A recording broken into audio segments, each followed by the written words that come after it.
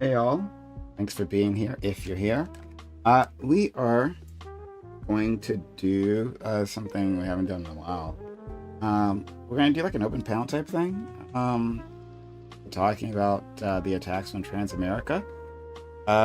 We got a node friend here, so we'll just jump in and start talking to them, and we'll go from there. So, 1 second. 1 second.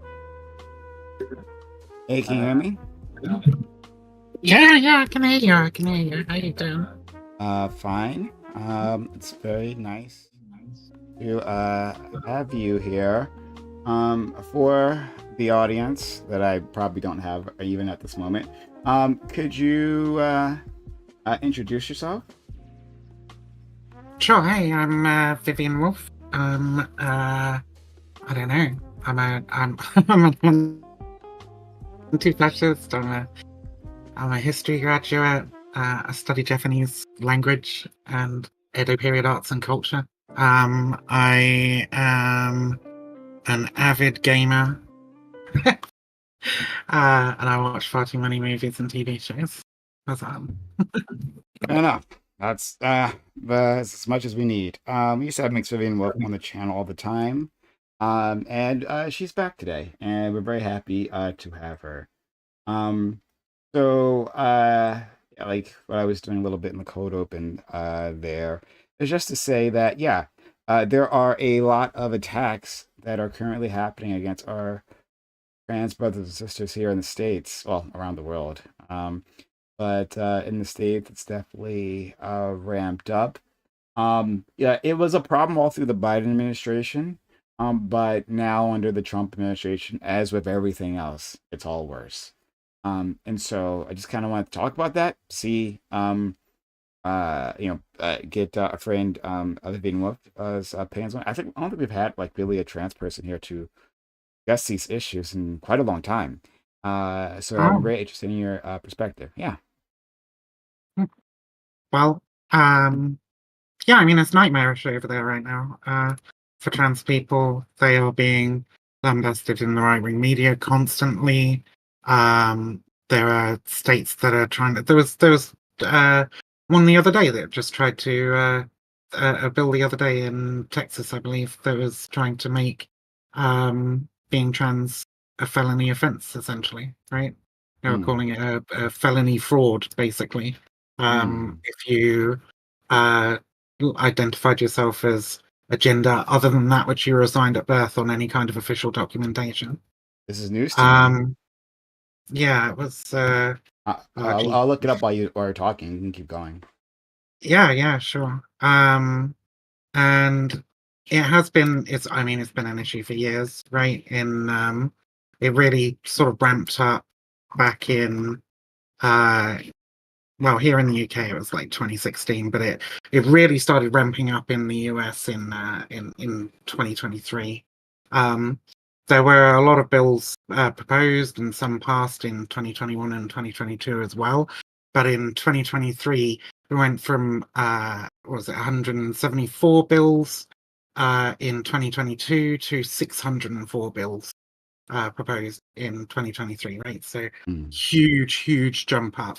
Of those 604 bills targeting trans people, 87 of those passed in their relevant legislatures. Um, and we're seeing a similar kind of thing now under the Trump presidency. We now have 696 bills so far this year, right? So more in the whole of 2023, more than in the whole of 2024.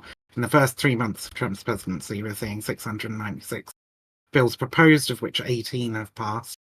So not necessarily the highest pass rate Mhm. compared to previous years, but it does show that they're just literally trying to throw absolutely anything they fucking can at trans people, and hoping that some of it, you know, passes and then doesn't get challenged by the courts because, of course, there's some laws that have been passed and then struck down later when essentially real life starts hitting these laws, right?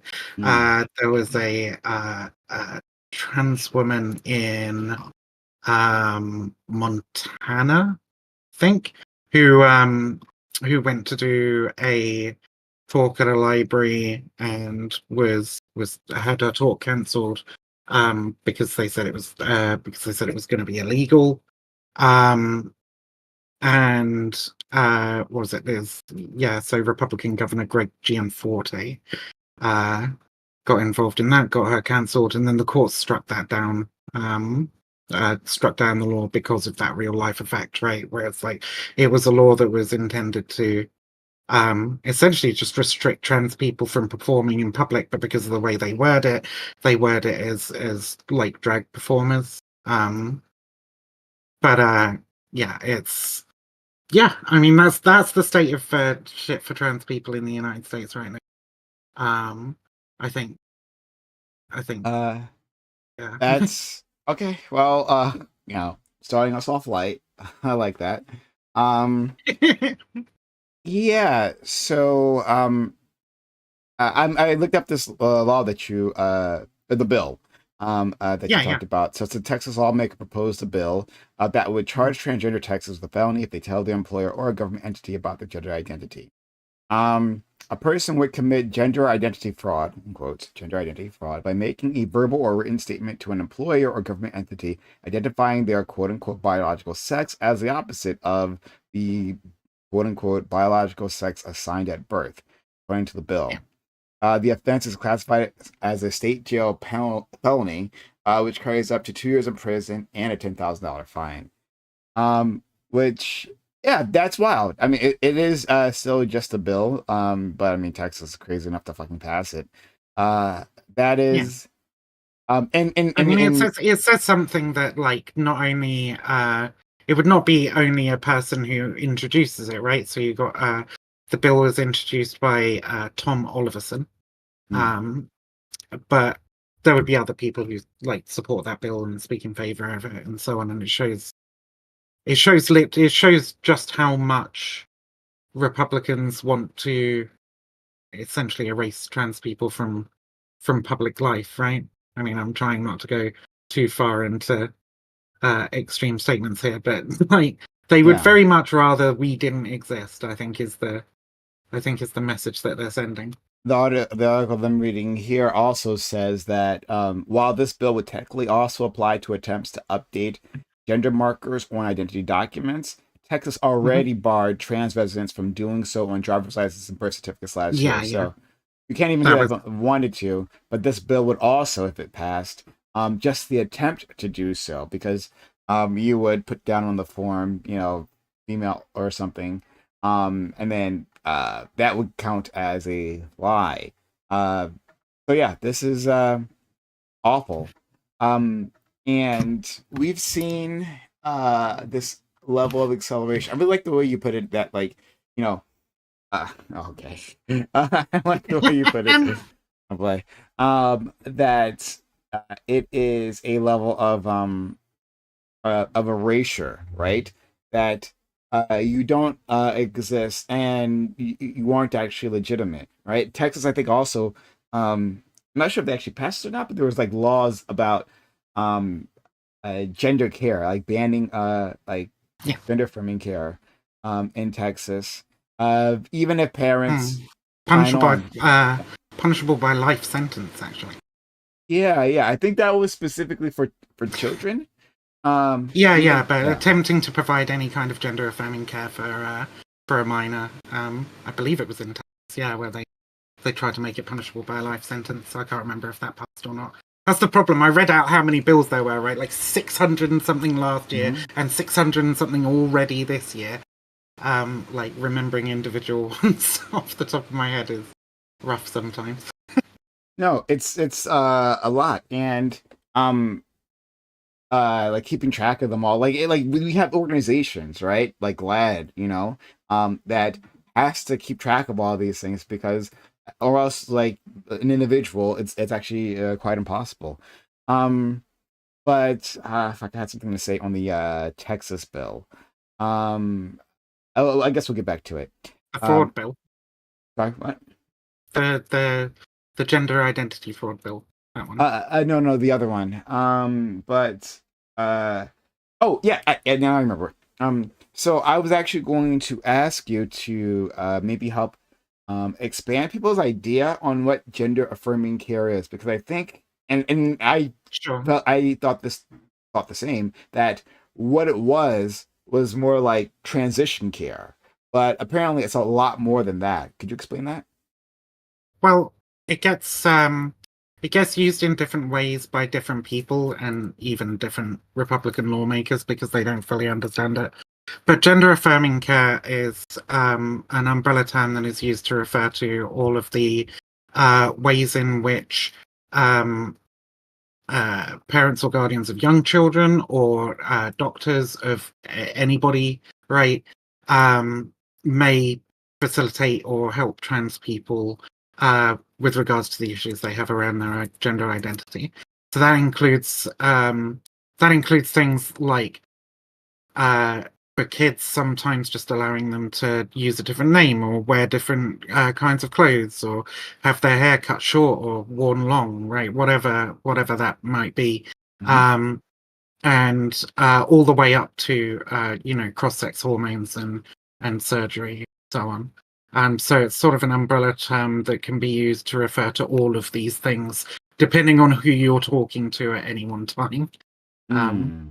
yeah, but in to make it clear, in the Republican bill that you were talking about earlier, I believe they were restricting it specifically to medical care because it was targeted directly at doctors. So they weren't Mm. necessarily trying to criminalize allowing a student to wear a skirt instead of trousers or whatever at school Yeah, in that bill, although they have tried to criminalize that in other bills.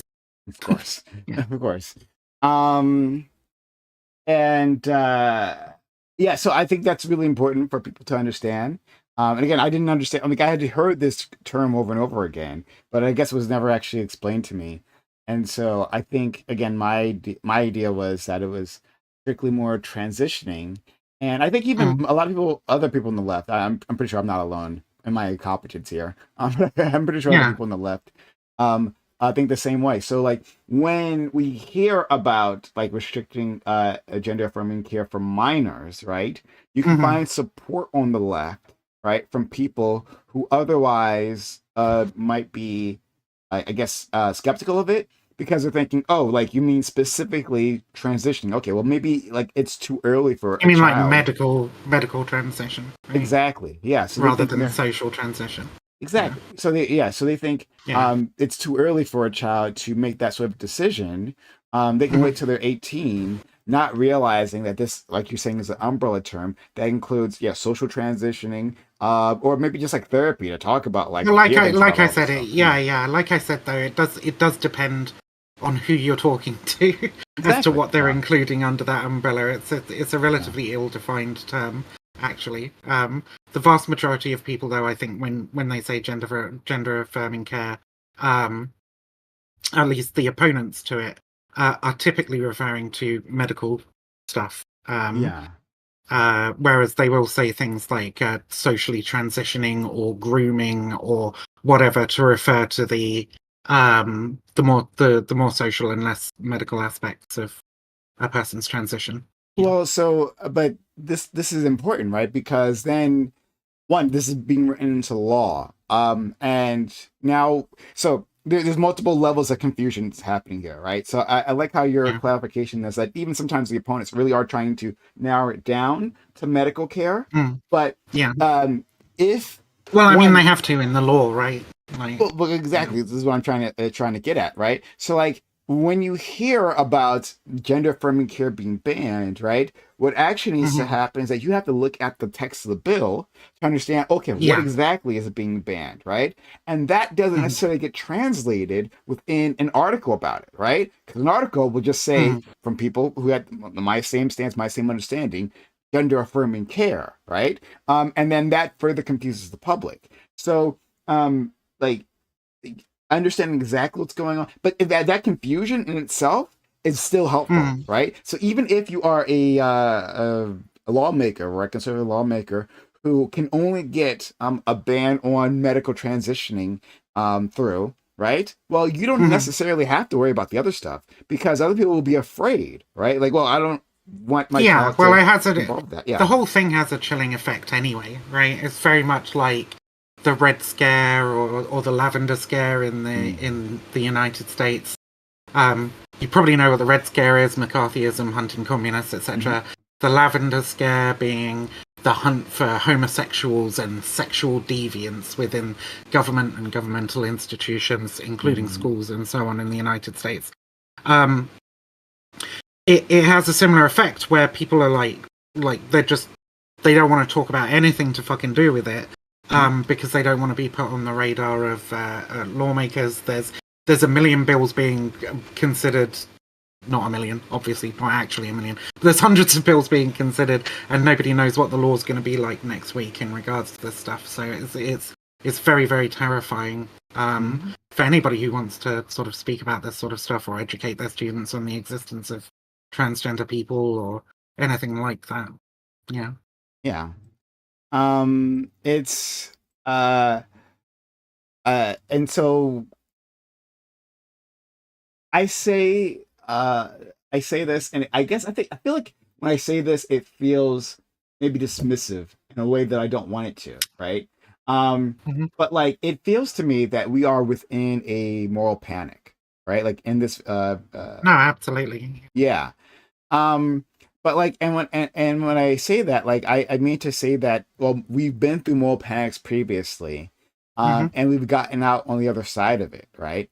I feel like Sure. we will get through this, that like sanity will return, but like I mean, think eventually, but the damage that it does in the meantime is immeasurable, right? Like, how many exactly. people are going to be denied care, violently attacked in the streets in some fucking cases, right? Murdered, etc. But like, you know, on a broader scale, denied care, put in prison, have their jobs destroyed, have their families kick them out from their homes or whatever. Like, it is a moral panic designed to ostracize a particular group of people from society and deny them the things that they need to live and thrive, right? Yeah. Um, So when yeah. I say moral panic, and the thing I don't want sound dismissive is that like I'm saying we'll get through it, but like I also don't want to say that all the damage that you just laid out doesn't exist or doesn't matter, right? Like, oh, we Uh-huh. just have to sit here and eventually things will just work themselves out. No, it actually takes an Well, how active long does it measurement. take? Yeah. How long does it take? Because um, the last people that I know who were released from prison um, because of the Satanic Panic, right, which you could argue ended in '95. I would say it's still kind of going on in the form of QAnon and all the cabal stuff, but like the you know, the prosecutions and stuff at least sort of ended around 1995 with the collapse of the McCarthy trial, right? And sorry, not McCarthy. What was it? No, it might have been the McCarthys. Whatever. The longest trial in American history. Go look it up. But like, with the collapse of that and the release of was it Satan's Silence, which was a book that was just covering the panic. Right. The last people that I know that were released from prison, they were released from a Texas prison in 2017. Right. I think there are still some people who are in prison because of this, because of accusations made during the Satanic Panic that have never been like overturned, right? But at the very least, like up until 2017, there were definitely still people in prison from the Satanic Panic, and supposedly it ended in 1995. So, like, you know, these effects, even for the people who survive and live through it, who don't die during these moral panics, right? The effects are still, they still echo. And like I said, you know, you could argue the Satanic Panic is still going on. So, like, even when it ends, does it truly end? It's the kind of thing that infects our culture to such a great degree that it starts informing other things later on down the line too. So what you're referring to is the McMartin preschool trial. McMartin, thank you. Oh, Yeah, that was yeah. it. And which lasted from 1987 to 1990, and spanning. Oh, that's weird. This is why I shouldn't look at AI stuff. Anyway, it's saying apparently cost $15 million. It says 1987 to 1990, but spanning 7 years. But maybe like the whole investigation. I don't know. It's weird. It was But the longest trial in American history, though. yeah, But yes, yeah. the And it resulted McMartin's in no preschool convictions. trial. No Yeah. convictions, no. The case collapsed in the end. But that was not the only trial, right? There were people who were sent to prison over these spurious accusations of satanic ritual abuse of children. The pre-trial investigation started in 1984. It says that's probably what it's referring to. And and like accusations were made in 1983. So like, yeah, it was a long, long affair. Um, A uh, very long affair, yeah. yeah. I'm actually curious as to looking into this. I've never heard of this before. So yeah, I'll look into that later on. But Mm. I like what you're talking about, which you mentioned there in terms of um being a long tail to these things. So like, yeah, when does it end? When does a moral panic end? I think the worst part, of course, of a moral panic would be the use of state violence against those thought to be some sort of imagined enemy, right? Mm. That's always the worst of it. Uh, but because especially since that spurs everything else, right? The more Yeah. we see the state using violence against these individuals who the state identifies as a threat, the more people, regular individuals, being the lemmings that they are, will Mm. also commit that kind Feel of violence. empowered. Yeah, Yeah.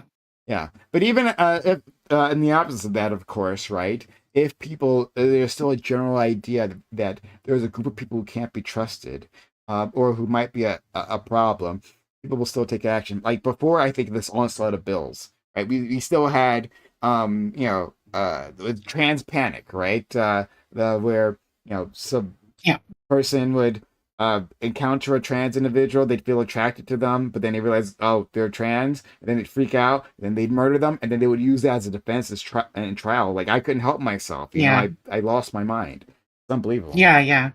It's just it's like a rehash of the gay panic defense as well, which Yep. has been used for a very long time. Hmm. Um, yeah, no, it's fucked, and it allows people to sometimes get away with murder.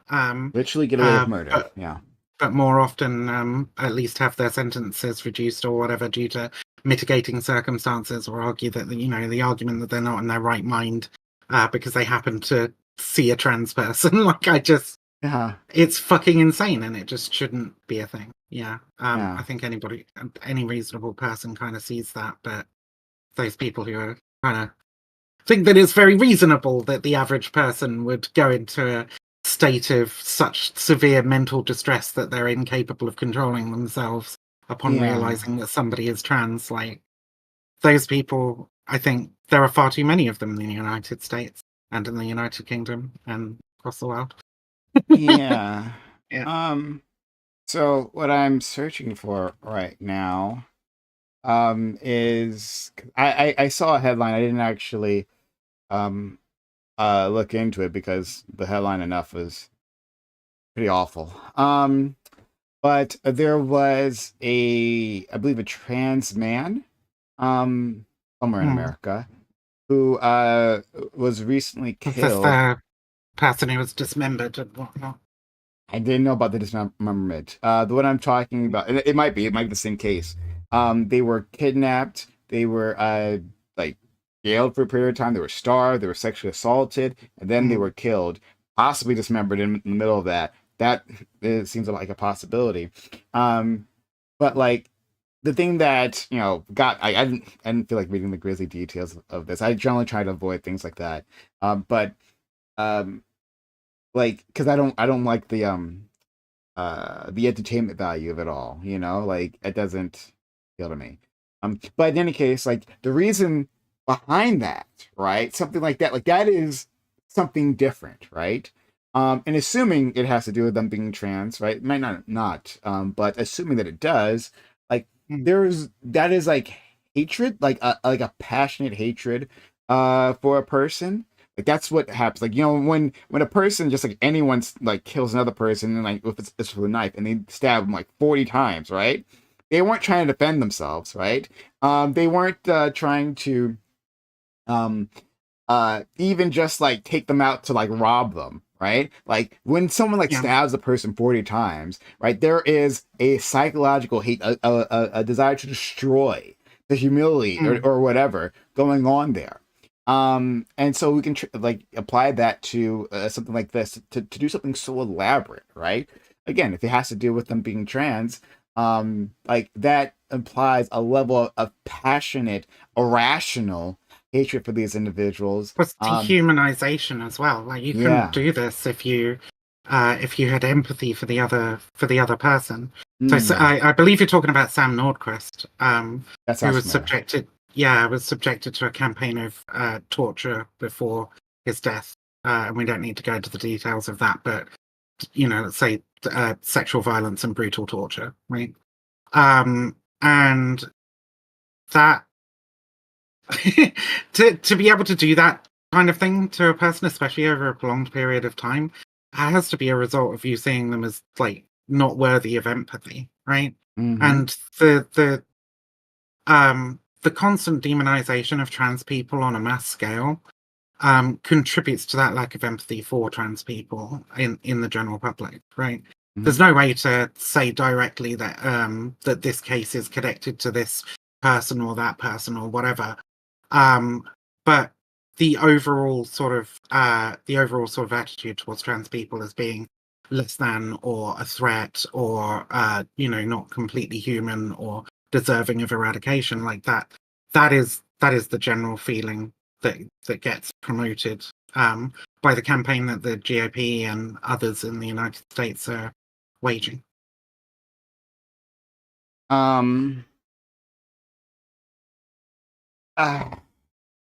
So, pulling back from the most extreme, I'm sure we'll arrive at the extreme Sure. later on. I actually just like clicked on that article and even immediately like, oh wow, it's worse than I thought. Yeah, no, it was pretty bad. Yeah, it's pretty fucking bad actually. Horrifying. That's why I summarized as torture and sexual violence. Like I don't know. I don't know if I can. Yeah. No, it's awful.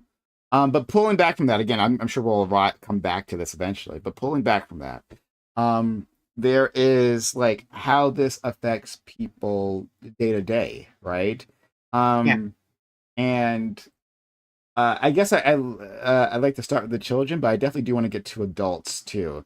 Because children seem to be a focus, right? Obviously, it's always the easiest to say, right? So, will someone think of the children, right? To pretend that the children are in danger, and so that's always a convenient way of getting people to brutalize another. Well, right? not just that. It's a good method of dehumanization as well. When you think of it's like, okay, I want to make this person out to be the most evil person possible, right? What can I say they're doing or have done in order to foment this anger and rage against them? Whereas, what's the worst crime that you can commit? Oh, well, sort of, violence against a child, potentially sexual violence against a child, right? That's what, and that's the oldest fucking lie, really, isn't it? It's right back to the blood libel and what have you. Yeah. Yeah, exactly. So 100% what you just said. But I was thinking specifically was trans children and looking at the state of affairs. I mean, I'm sure for so many of them, like they can't even fully understand like what's going on, right? Understanding like the whole political spectrum, right? Like how people feel on different sides, how like how this relates to politics, why the politicians seem to hate them, right? Like what are the motivations behind it, right? The either the direct dislike or simply understanding this is a convenient political tool for being elected, right? Like it is to make them out to be awful individuals and pretend to save the world from them. So like understanding like what it's like from their perspective growing up, seeing this escalation, like I'll just start there. Have you seen anything? I'm not sure if you have any trans kids in your life or anything, but like do you like you've seen testimonials from maybe parents or whatever? Like do you know what this is doing? Well, we know that there's two different lines of thought that I was Take your time. going down. Because I was a trans kid as well, right? I was a trans kid under Section 28, which was sort of part of the moral panic against gay people here in the United Kingdom, but obviously also affected trans people, that barred any public institution talking about gay people in a positive way, right? So I know how it affected me as well. But what we do know about how it's affecting kids currently is we know that there's been a huge increase to mental health helplines especially since the start of the Trump presidency, but also just over the course of the current moral panic, since 2019 or whatever, whenever you want to say this started in the United States. We can point to 2016 in the UK. I think the US, it's more of a gradual thing, until about 2022 when it really goes haywire. Um, but so we've seen a massive increase in calls to mental health helplines and so on. That's probably the main thing that I would say is how we know that there's been a particular effect on trans youth. Places like the Trevor Project have reported on that sort of increase to helplines for LGBT youth. I wanted to say hi to our friend Katja. He's back with us. We used to have Katja a lot on the Reverie, but she's busy like being like a grown up and like getting her was a graduate degree or something, right? Like, Yeah, I'm getting a degree in paralegal studies before I try to go to law school, so oh, and classes legit at the same time. So I've been kind of, I've been mainly doing like Gibbs's panels because those are on Thursday when I'm free. So yeah, fair enough. And like we miss you, friend. But I'm glad to have you here. It's nice to see your wonderful face again. So, but yeah, you wanted to join in. Did you have anything want to say? I wanted to join just because I feel like this is like, an issue that I've seen a lot about, and I'd say it's one of my like issues that I feel like the strongest about because literally like people are insane. I think that a lot of the trans issues and stuff, it's a case study in just how people have blown something up to be this massive thing when it only affects a small number of people who are getting legitimately harmed by this. Yeah. And just the channels by which this happened, honestly, are, as you said earlier, how other moral panics have occurred. Um, and yeah, I have some opinions about that, and I felt like I should, try to hang out if it's an open panel. So hey, I Yeah. changed your name, Vivian, up in the server so that people know who you are. Is that okay? Yeah, sure. Yeah, yeah. I just wanted to make sure. But yeah, yeah. If you want to respond to that, Vivian. I don't really know what there is to respond to. She just said like I have some thoughts and people are quite insane. I don't know. I have Oh, nothing. yeah, I yeah, have sure. nothing to add Sure. to Do you want that to or expand? question Sorry, about it. do you want to? Yeah. Sorry, I was doing things in Discord. Did you want to expand on that, Katja? Like, what are the insanity? um, just like a lot of these different laws, and what I've noticed a lot is a lot of the discussion is about kids, as you said, and it's also about sports. And a lot Mm, of this is just obviously people selecting the easiest target and then like telescoping this to Mm, be, indicative of an opinion about everybody mm, who's trans. So mm, many debates I've been in, somebody says 80% of people are done with the gender nonsense. 80% of people don't this, that, and the other. But that's from certain polls that are just talking about sports and like that's it. And people are telescoping this to apply to everyone and be like, everybody unanimously agrees when clearly that has not been the case. yeah. Um, I agree. So, like, this takes me back, because as Vivian knows, especially at the beginning of this channel, we used to have a lot of debates on trans issues, like a lot, a lot, right? yeah. But like the entry point of this was sports, right? And like the thing that like annoyed me, or one of the many things that have annoyed me about how people talked about this issue, was pretending as if they give a fuck about sports. Like they gave a fuck about these children's sports, like at all, right?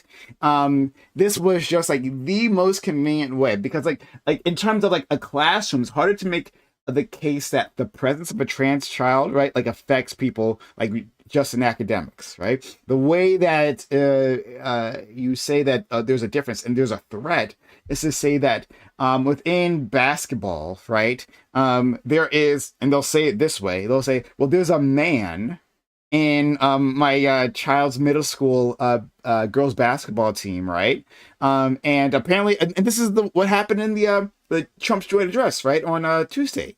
That and it's a story that I hadn't heard about, so maybe one of you can expand on this if you know it better than I do. But apparently, some person, like a girl, was on a team with a trans individual, and they threw a ball and it hit them and it hurt them, and they're like, a man tosses a ball at them, and now me, Trump, and like they were like supposedly severely injured, and me, Trump, I'm going to protect you all so that you'll never have men on your sports team again. Like, mixed baby, do you have any idea, or maybe Katya, I don't know, whichever. Do you have any idea, like, what was that about? It was somebody got some sort of head injury, brain injury, or whatever, or they got knocked out, and now people are, Was this the saying like, volleyball thing? yeah, I believe so. And Maybe. people are Yeah, saying yeah. like, oh, it shouldn't be allowed for men to knock out women. Like, okay, you're framing it that way, number one. And number two, we act like this is like an on purpose thing. And another thing we act like is like that sports injuries between between cis women don't happen. It's always No, this like cis women are purposeful thing that's Well, happened. Katya, cis women are too weak, wispy, Yeah. and wafy to be able to hurt anybody else. yeah, Like, your spindly yeah. arms can never Every hurt a woman's- person like me. So every woman's MMA fight is basically just like a little slappy flappy Yeah. pillow fight. Like they don't actually hurt each other. Come on now. yeah. No, Yeah. that's 100%. I love the way you just framed that, Vivian Wolf. Right, like to say that, and Katya, to say that like there was an injury here, right? And seriously, I can even believe, right? Even though I really don't believe, but I can believe that there was a serious injury that happened, right? But what happens is instead of understanding, well, I mean, this is just sports or whatever. Maybe the other person fouled you, maybe it was just an accident or whatever the fuck it happened to be, right? That this is just like the normal course of how these things go. You turn into a moral panic. You like gather signatures, right? You talk. You go to the student council or the teacher association, and you talk about like how my child was assaulted by a man here. And you get people riled up, and they think, well, my kids are unsafe here, right? Like maybe I should pull my child out of this. Was it a volleyball team, I guess, right? Maybe I should pull my child out of this because who knows what could happen, right? And are they in the locker room? Could they assault her, right? Like this is the type of the level of discourse that we get out of these things, right? Well, from people who like generally like don't actually interact with children's sports like at all, but now they've got really strong opinions about this. Yeah, and it's the whole thing of like there's like basically an entire like, media complex around individuals gaining notoriety through this. Like if it's like, how people joke about like when you're in college and you can't afford shit and you go, "Damn, I hope the campus bus hits me so I can sue." That joke. I've never done that, but sure, it's fair like enough. that, Okay. except like these people, the minute that they're injured in a game in which there was a trans woman, they act like they won the lottery because it's like Yeah. a ticket to the right-wing media circuit, baby. Money and fame, let's go.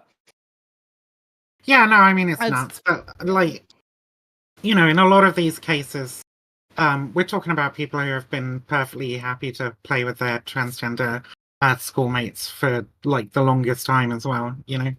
Like people enter into this like knowing what they're doing, knowing that there's a risk of injury, and that's just what fucking informed consent means in sports where injury is a possibility, which is like almost every single sport, honestly.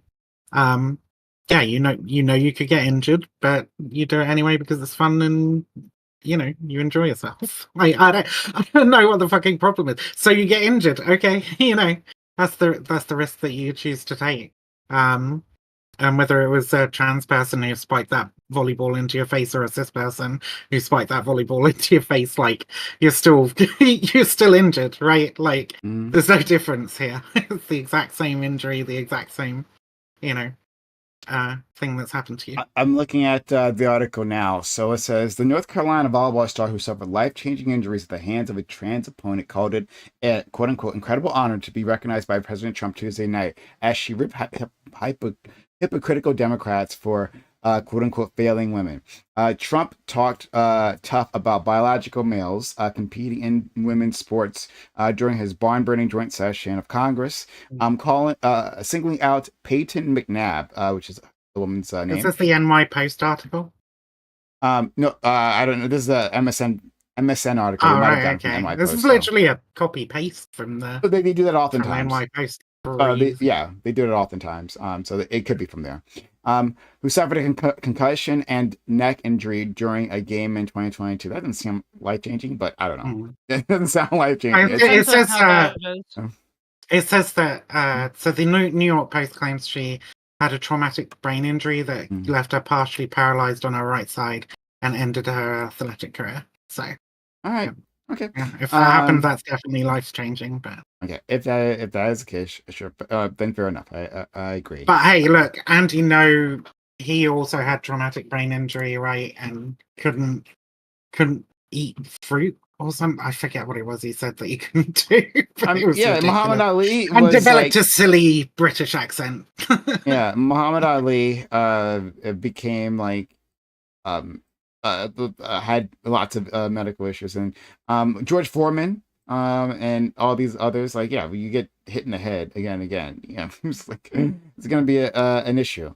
But in any case, just looking at this article and talking about this idea of failing women, right? Failing to protect women. And like I don't know, I'm looking at this person because there's pictures of this individual like at the joint address saying so pleased for herself to be used as a political tool to oppress others, right? I just kind of hope that these people at some point, she's at this point she's 19. I just hope that at some point they get a bit of perspective and like understand like what's happened here. Like this idea that women were failed necessarily, right? That they aren't being protected. Protected from what? A sport where objects moves at high speed around your head all the goddamn time, and one time it just happened to hit you in a really unfortunate manner, but could have happened in any way, right? And like it turns trans females into superhumans that we don't even apply to men, right? Right, like in their performance, like, oh my god, like the speed and the power that they can spike a ball, right? Like, of course, a woman was going to get injured there. Can a man actually strike a ball so much harder than a woman? Women are made of paper and men are made of fucking, I don't know, steel and hydraulic presses. But at the same time, we don't apply that to, and this is why I'm saying like they're making trans females superhuman, because like this isn't applied to like cis men, right? Within their sports, right? So like we understand these injuries happen, but we don't like talk about it in the same way as if like, well, like there was like a 200-pound man like barreling down the lane, right? And they hit another guy, like, and then like they are hurt, and like, oh my god, like the impact of these two giants, like cause like this fracture. We don't talk about it in the same way. But for trans, I mean, it just isn't the case as well, right? Because if it was, then you would see far more trans athletes at the top levels of competition. I mean, there are plenty of other barriers to trans people getting into sport anyway, right? Social barriers, economic barriers, etc. But even so, like, there's like fucking single digits basically in every state in terms of trans people who are competing, even at the collegiate level, right? Pretty much just single digit. Who was it who went on Fox News the other day and claimed that we're now seeing entire teams of trans women or whatever? It just doesn't fucking happen. It's literally like, you're lucky if you have one in your sport, and I mean you're lucky because you're lucky to get to fucking associate with trans people. Actually, and what this does as well is it just creates like similar to like an argument that I've made in the past about like a lot of going on like terribly, like the whole passport issue for trans people, is it creates more confusion because now we get into a situation where as well, like there's, as we've said, like pretty much a witch hunt where individuals who are even not trans are, if they look Mm, masculine, which, many women, cis and trans who are in sports tend to more than, average Joe sits on the couch like me. No, Mm. people who are in that situation are like, people are like, "Oh, no way is that a woman?" And then we get this idea of womanhood where that harms every woman, where mm, you have to be dainty, you have to be, small, you have to not have masculine features because women never have those. And then we're going right back to negative stereotypes from the past, and we're going right back there, which, I mean, you know what, Republicans for the most part are not unhappy about. And because of how white beauty standards exist in the West, it typically ends up affecting black women far more than it affects white women. Although some of the trans athletes, not trans athletes, some of the cis women athletes that have railed against trans women, Riley Gaines, Martina Navratilova, etc. If you show a picture of them to the average transphobe, they'll be like, "Get that man out of sport." That's very funny to me. But but but when it really blows up and there's a proper panic about it, it's nearly always a woman of color, because they don't conform to the sort of the sort of beauty standards of our white societies, right? They're like It, slightly different features, broader noses or whatever, or bigger foreheads, etc. And they're just like, oh, well, that's a me, obviously, right? Because they got a big nose. It's like, no, they're just, I don't know, from fucking Kenya or something. Like, yeah. yeah. So, expanding on that, right? I was just the other night, or like 2 nights ago or something.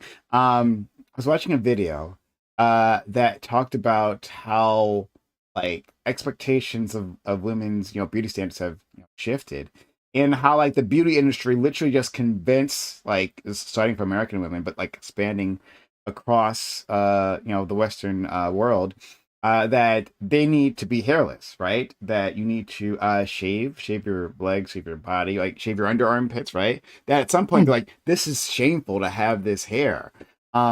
And so having a level of body hair, which is of course natural, towards women, like, if you do show that, right, that in itself becomes what's going on with her? Like, is that a man, right? Because women are hairless, right? Like, my experience with, like, from most perspective, my experience with women is that they're hairless, sure, right? yeah. So, Men typically like their women to look like children, especially prepubescent children. uh, That does Or seem to be the for case. instance, like with makeup as well, I feel like is another thing because we have situations where, people get warped senses of what women look like because they'll be in situations where, like, let's say people are like hooking up or whatever. And then like the next morning the chick will get up and put on makeup and then come back to bed and it's like, why are you doing that for? Yeah. And you're like, "Oh, I just, I gotta look presentable," and it's like they never saw you without makeup ever this entire time, and it's Mm. like, that might warp somebody's beliefs about what, like women in their age demographic, who they hang out with usually look like. Yeah. And it's just a lot of fucking hassle. It's a whole bunch of. It's an extra tax that you're placing on yourself, on your time, on your effort, on your energy, on your money to try and conform to this. Um, because what? Like, so fucking stupid. so Yeah. I You want want to. to wear So, makeup for you? I love wearing makeup. Okay, but I swear to fuck, I am not getting up. I'm not setting my alarm for like half an hour before my partner wakes up so that I can go put on makeup because it usually takes me more than half an hour anyway. But I'm not yeah. fucking doing that. Yeah. So, like, getting back to the trans situation, right? So, like, yeah. So what I wanted to do, I at first wanted to talk about, like, this effects on children, and of course, right, like, this goes almost without saying, but it's still worth saying, that as the environment gets more toxic, like, Hmm. the people to notice this and to leverage it and to, like, follow trends are like other children, right? Like the children around them, the cis children. Like they'll notice that the general environment is more toxic, or maybe they'll have a parent who has very toxic things to say, And then they'll start repeating that and acting that out in like in their lives, right? And so they become bullies, or at the very least apathetic to the struggles of maybe trans individuals they might have in their school, and that just creates such a toxic environment Yeah. where be like, these people don't have anywhere to turn to, and you just gotta hope, right? And I think it's true for a lot of schools, but still, you have to hope that the administration is sympathetic and trying to protect this child, because if Yeah. not, they really have no refuge. But I mean, that's why the Trump administration and Republican governors and all these Republicans at PTA meetings, etc., are trying to change the landscape of basically every institution that they possibly can to try and make them as trans hostile as possible. Right? Mhm. They don't want there to be a place where trans people can just fucking exist without people trying to start shit with them. Right? They want to push them out of public life entirely. And that's me saying the most mild and very obvious version of what it seems that they want. I think they just want us to not exist entirely. Yeah, like you get situations like I know that there was proposed legislation in Texas, which nobody likes Texas for proposed trans legislation. Never good. Another thing that jury's out on where like how far it'll go, but like a bill that was proposed was basically just if you are identifying as trans, that is a form of fraud, and people can be charged with a felony. No, yeah, we covered that at the start, but no one was here to even hear me Yeah, say not it, so even it's fine. government documents, Yeah, just like in general. gender identity fraud. Yep, indeed. That's a proposed bill, recently proposed bill. Hasn't passed or anything yet, but this is just like the type of thinking that is happening on the conservative side. And okay, so extending this to adults, right? Um, it takes me into how like the general public is assessing all of this. I've been like trying to talk to people on the conservative side, or at least the other side of the less sympathetic side of this, from where I stand, right? They're Mm, talking to like regular voters and like trying to get their understanding, their sense of what's going on. Um, mm, and like, yeah, this is a very good wedge issue, right? It's a pretty damn good wedge issue, because um, like these people don't understand like the terms that we do, right? They don't, oftentimes have never actually had a trans friend, or just a trans mm, person in their life. And so like what the right will do is that they will like put forward the most extreme um uh proposals that come out of like the left, right? In terms of like trans integration and what that might look sure. like. And that will be the message that people will hear, right? Now, most people, trans people, like don't want any special privileges, just kind of want to, be like left alone, right? And be able to operate in a manner like equitable to how other people operate. But like the way it's framed for a lot of normal people is that these trans people want extra privileges, right? They want to be able to Uh, impose themselves, their gender ideology on us all. And so when an average mm, voter hears that, and that's literally all the only message they get, right? Because the Democrats have not been doing a good job of pushing back on this. Well then they believe it, right? And they're like, well, I don't want to be like, mean or anything, but like this sounds like really crazy, Like, and maybe things have gone too far. And yeah. so yeah, like Well, it I kind mean, of they're makes just sense. being Yeah, go ahead. constantly lied to, so why wouldn't they? Why wouldn't they think that? Like, Yeah, yeah, when you blanket the airwaves with bullshit, like some of it's gonna stick. Yeah. yeah. Yeah, and I think some of it's also like just kind of the messaging that people use as well. One thing that I feel like should be used more often, which is also a way that I think, abortion should be also messaged about, is when people, talk about, hey, we need governmental restrictions on this medical procedure. People should be talking about it more as you're taking the jurisdiction and the ability to figure out what's right and what's not for this person away from doctors and onto people Mm. with no medical training. like, what other area does that fucking happen in? Like, it's very clear that you're targeting a particular class of people or like a particular group of people, because you're not doing this for anybody else, right? You're not trying to make laws about what doctors can decide, doctors and parents can decide for their children in regards to medical treatment in basically any other fucking area, right? Apart from, let's say, like Jehovah's Witnesses ignoring the doctor and saying, no, my kid shouldn't have a blood transfusion to save their life. Like, I guess there's those cases. It's also And in reproductive certain care. states, that's allowed in certain states. Yeah, Like, it the is parent can decline. ridiculous, So. but Yeah. But like but reproductive care as not well, yeah.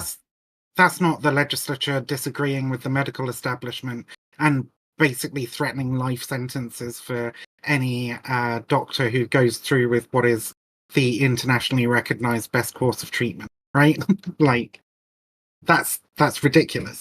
It's anti-science, it's anti-intellectual, but I mean, this, the entire right-wing movement is highly anti-intellectual at this point. They have absolutely no trust in what they would call so-called experts or doctors or scientific studies, or, and it begs the question, like, how do you form your opinions? Where do you get your information from? Podcasts, obviously. If you don't trust any, Joe Rogan. Joe Rogan, who believes that Elon Musk is under a strict NDA, and that's why he won't tell us all about the secret alien technology and the aliens living among us. Joe Rogan actually does seem to be the source for a lot of fucking people. And if Joe Rogan fell over and died tomorrow, I wouldn't give a fuck. I'd think the world would be a better place. I'm not a fan of Joe Rogan. I've got lots of words to say about Joe Rogan, but we can get into that eventually. That's because I loved his Planet of the Apes segment with something, wasn't it? Jesus, do you remember when that came out? That was wild. I don't know. Oh, he was talking about, I can't remember, just going to some black area of the United States. Said he stepped out of the car. It was like walking into Planet of the Apes. Yeah, crazy. People still defend that shit though. Go, no, Joe Rogan's not racist. Fucking wild. Wow. Yeah, he said some things. He's just like, I as somebody, like, I used to watch him back or like listen to him back literally like 10 years ago. Like, I remember listening to him when I was in high school, and that was a completely different Joe Rogan. And it's just insane, like, seeing kind of how like these individuals, like him, like Elon Musk, and the like, have like so hard turned right, and it's like, whoa. I think it's. I mean, I think Joe Rogan was always just a bit of a douche bro, and had like had some dumb opinions and whatever. But he was like, maybe a center right leaning, kind of just dipshit who really didn't know that much, right? He's all about he knows a lot about MMA and nothing else. Because it was about the interviews, and he would just go, "Wow, all right, that's crazy," about literally everybody that before I really knew who he was, like I saw a couple of interviews of his, and like he got some interesting people on to interview for sure. And it's interesting hearing them speak. I don't know what Joe Rogan brought to those conversations, honestly, but like, it's interesting hearing. He just lets them speak. Yeah, the thing about Joe Rogan, and to relate this back to the conversation, is that like Joe Rogan,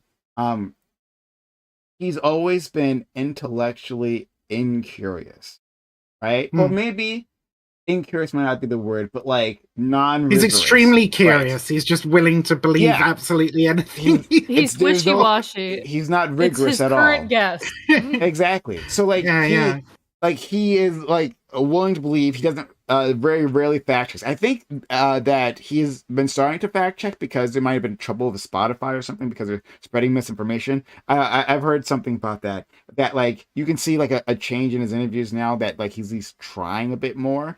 Where a producer will stop him and will say, no, the thing that you just said, that your guest just said, is completely fucking wrong. But like there's like a credulity to Joe Rogan about fucking everything that comes about, right? And he because like others realize it, like scam artists realize it's about Joe Rogan. They're like, oh, if I can get myself Yeah. on, I could I just get get a on there and say massive shit. audience, and I can say whatever I want, and it'll be almost no pushback from him, right? So he just recently had a guy go on there and go through the whole like foundation of QAnon and Pizzagate and the Jewish cabal, right? Just literally reeled all that fucking shit off on his channel. I forget who it was who he just had on, but just like reeled all that shit off, and Joe Rogan's like, "Oh man, that's crazy," you know? Yeah. Like it's so wild, dude. Yeah. Yeah, It's go on. entirely possible. I remember it was a meme like a bazillion years ago where everybody like overlaid the times that he said it's entirely possible over each other, and it was like 10 billion Oh, like a super times. chat, yeah, like a super cut. I mean, super cut, yeah.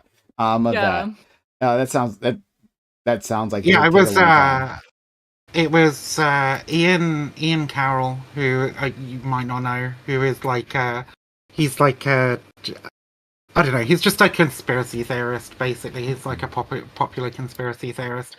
But he was talking about the Podesta emails and pizza and like how they were Oh. ordering hot dogs and how hot dogs are actually, you know, child children penises, that they yeah. were ordering. Yeah. Yeah, like actually just the most Yeah. deranged shit.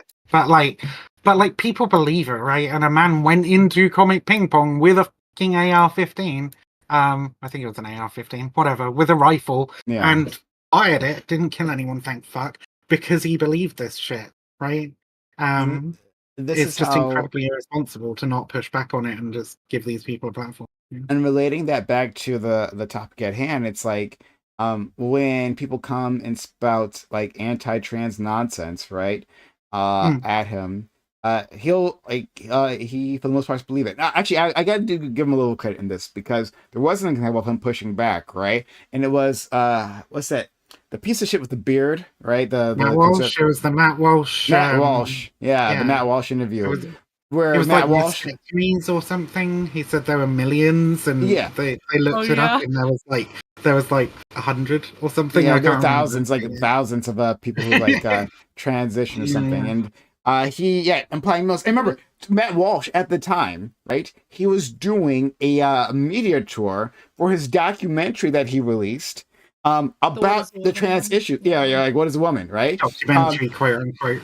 Where He said that there were millions that were getting surgery below the age of 18, I Yeah. believe. I think that was his thing that he was saying, was that it was millions of people. Yeah. That would Yeah. be like 1/300 people in the US are getting a surgery for transition under the age of 18. How? Like, what? It's like how? But no, people will believe that Where? uncritically, right? Yeah. And they actually looked it up. So again, I'll give Jordan credit here because that actually happened there, right? And it made him look like an idiot because it's the obvious question. And to think that Matt Walsh, he did this the entire time, right? Like he like spent must have been months on this, right? On this project, and he never bothered to look it up. Never bothered to look up. And then he's called on as an expert witness in policy making decisions. So like there were a few state governments who were trying to pass anti-trans legislation. They had him give testimony there because, well, he just made a documentary about this. He must know. And there's a lot of that. There's a lot of that. So in here in the UK, we had a whole thing about puberty blockers, and it went to the High Court, and we're still fighting the battle on puberty blockers, honestly. But the first time that it was banned was the Kira Bell case, and I was following that really closely at the time because I was in my court reporting era. And some of the people that they had in who were supposed, there was not a single person who would meet my standards for an expert witness on this. The closest thing that they had with regards to pediatric medical care regarding like hormone treatment in children, right? The closest thing they had was a veterinarian from Sweden who primarily worked with sheep, right? Like, and this guy was just like my sheep endocrinologist. But this guy was like involved in several fucking cases later as well and pulled in as an expert witness because what happens is that these court cases they're not spontaneous. It's not like there's someone has something bad happen to them and then they're like, oh, it must be the transgenders, and contacts a lawyer at random or one that they find out of the phone book and then goes to court with it, right? It's that the thing happens, the media reports on it, and then there are a few particular groups, especially in the in the UK. Obviously, we have all these gender critical groups. In the United States, you have like the Heritage Foundation and the American Civil Liberties Union, or whatever the fuck they're called. And there's a particular like TERF group now that is very focused on trans stuff. I can't remember the name of them off the top of my head for some reason. It's like the woman's national protection fund or something like that. But like these groups will find these people who they can try and present as experts, and then they'll just go on a fucking tour with them, right? And they will help sponsor the court cases, funnel money into the court cases, provide all the expert witnesses and so on. So it becomes a career for these people. You know, if you're willing to present yourself as an expert and you can bullshit your way through it, like you've got so many gigs going for you as like an expert witness, right? I was watching something else on YouTube, and they were talking about exactly what you're saying. Specifically, though, they were narrowing it down to the detransitioners. That there is just like a group of like 7 of these people who. Oh, here we go. Sorry, the Independent Women's Voice was the group that I was talking about. They're doing a lot with anti-trans bills in the United States right now. But sorry, carry on. No, it's fine. So like going on to your point, right?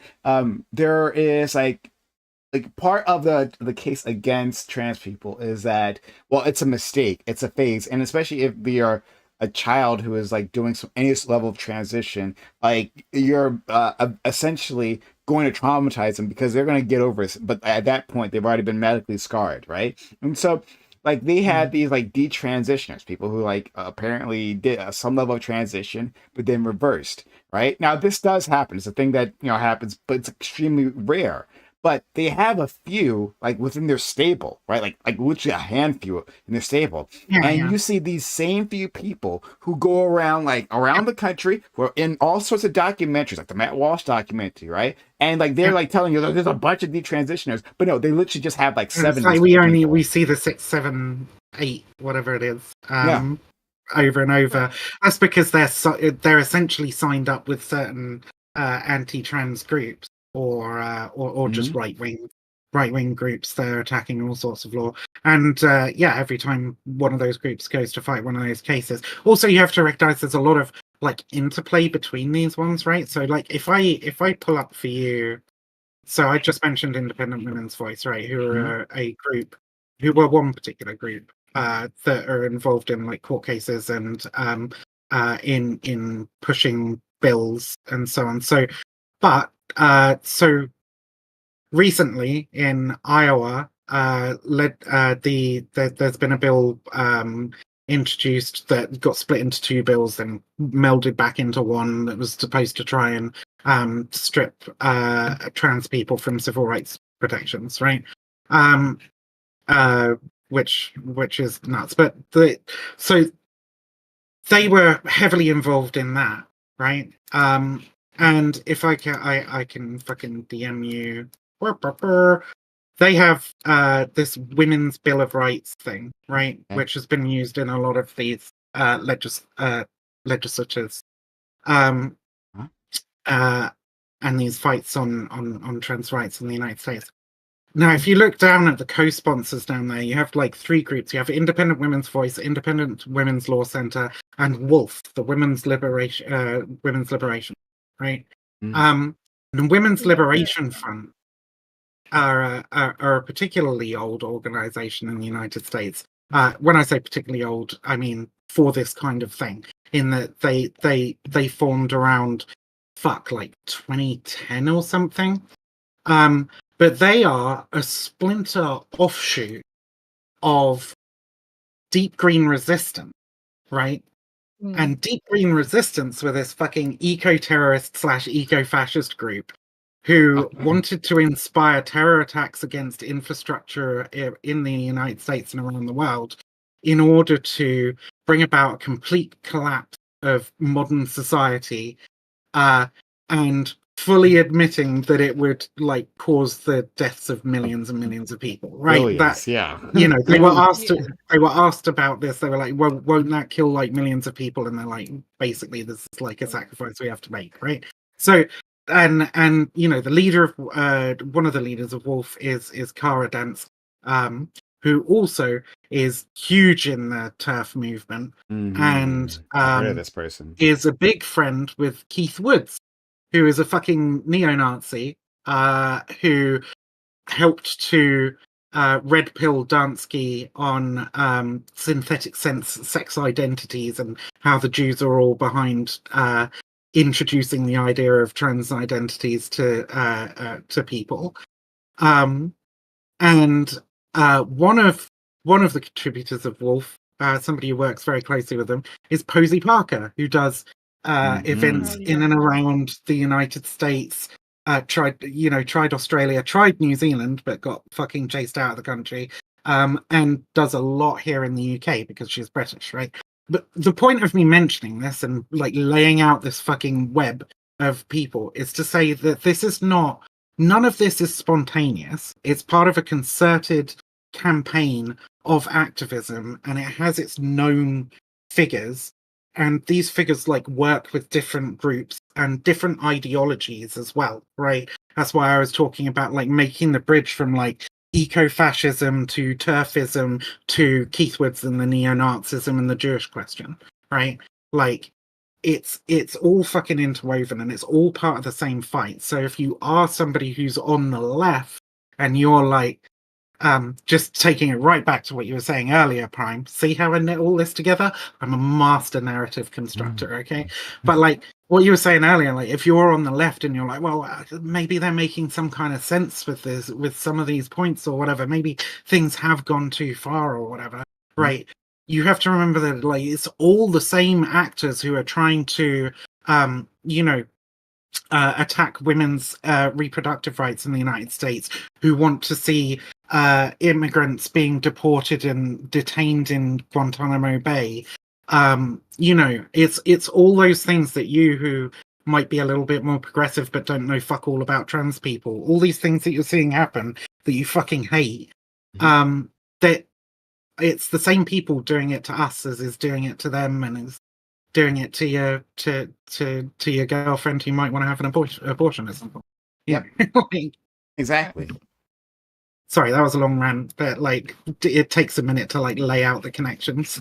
No, it's important though, right? Like actually laying that out is important because these things are opaque and inscrutable to most individuals, right? Like unless you're taking the time to actually look at these things. I love that video Sean did, the YouTuber Sean, on J.K. Rowling's new friends. J.K. Rowling, yeah, her and her friends, right? Like drawing out the connections of all these individuals, all these groups, right? Some of the names that you just rattled off, like appear there, and how these things are interconnected. And then if you just like, if it's like 2 degrees of separation, it's wild. It's an international movement, It's just like 2 degrees of separation from J.K. Rowling is like a fucking straight up Nazi, right? Like it's crazy, and you don't seem to realize. So, but like you'll have a person like J.K. Rowling. She's a gift to the movement that just keeps on giving, in which like she can see she's a household name that people know, right, from associate with the thing that they love, and who is just trying to be reasonable, right? But people just keep attacking her. Just asking questions, exactly, right? Just asking jack questions. it off all day and night. Yeah, right? I think it's been a long time coming, but I think that people's opinion of J.K. Rowling is slowly degrading. Oh yeah, like, definitely. It has got to the point where even like right wingers, like I think even Elon Musk, like said to her, "Hey, why don't you talk about something more positive or something different every once in a while?" Like, I agree with you on all the trans stuff, but like, why don't you talk about something different? Like, everybody recognizes that she's an obsessive crank. Yeah. Yeah, she's not beating the obsessed allegations. It's the only thing she talks about. Maybe the like black mold in her house is telling her to. So For I love the that, oh mold my memes. god.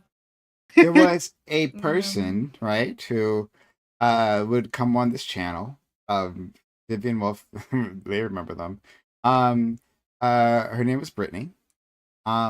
And she nice like looking woman who would come on, and she would do this to many other channels as well. She would come on, and she would start asking questions Yeah. about like either like progressivism in general or maybe about race, right? Like, oh, I just have these questions, right? And no one seems to want to answer them for me, right? And so like when you initially hear that, you're like, okay, well, let me engage with you. Oh, you have a question here, let me answer that.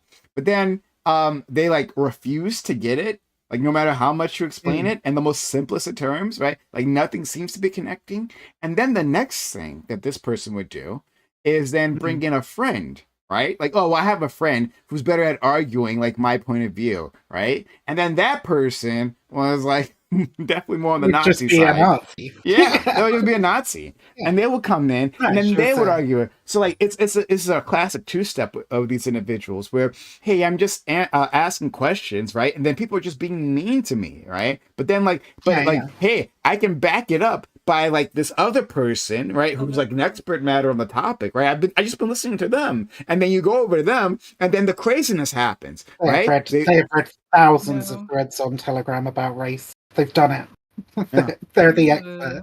Yeah, this is what happens. Yeah.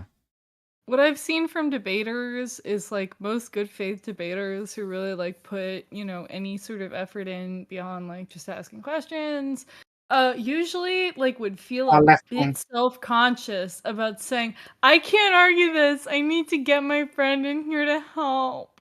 Oh yeah, no, they would. Unless it's like a 1v like 4 and like it's like obviously unfair as far as the number of people on each side. Like if you're in like just a discussion or like a fair, both sides conversation as far as numbers, and you go, I need my homie here to back me up.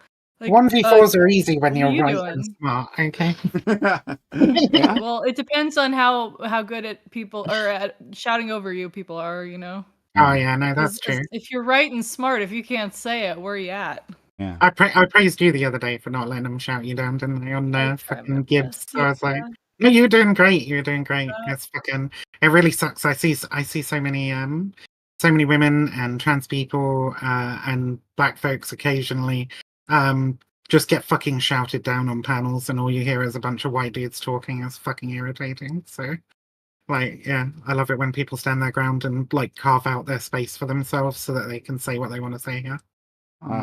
and like I try to like kind of like pick my battles properly as far as like there have been times where I'm like invited to go on a panel and I see people who are going on this panel. Like there have been times that I've declined because it was like a 1v6. And I'm like, yeah. oh, I'm gonna get steamrolled. This is gonna look like trash, and I'm gonna look real fucking stupid. And I'm not gonna even get to say anything. So I'm gonna sit this one out because this is benefiting nobody. But because like the way I see it, you're either in or you're out, and when you should decide that is ahead of time instead of during, because that also looks not so great. Like I if mean, I'm who in cares? there, Who I'm cares what it staying. looks like? If you go in there and you're like, okay, I can't get a word in edgeways. Can I like make my argument? And if they don't allow you to do it, like, They okay, don't fine. let you in, you're out talk the door, talk yeah. among yourselves. Like, I'll leave. That's fine. Like, I don't think you should care about people going, oh well, look, they left because they lost the debate. It's dumb. It's dumb fuck Twitch nonsense 90% of the time anyway, right? Like, how much of an effect does it really have on anything or anyone? Like, you gotta look after yourself first and foremost. Like, don't put yourself through that much stress and shit.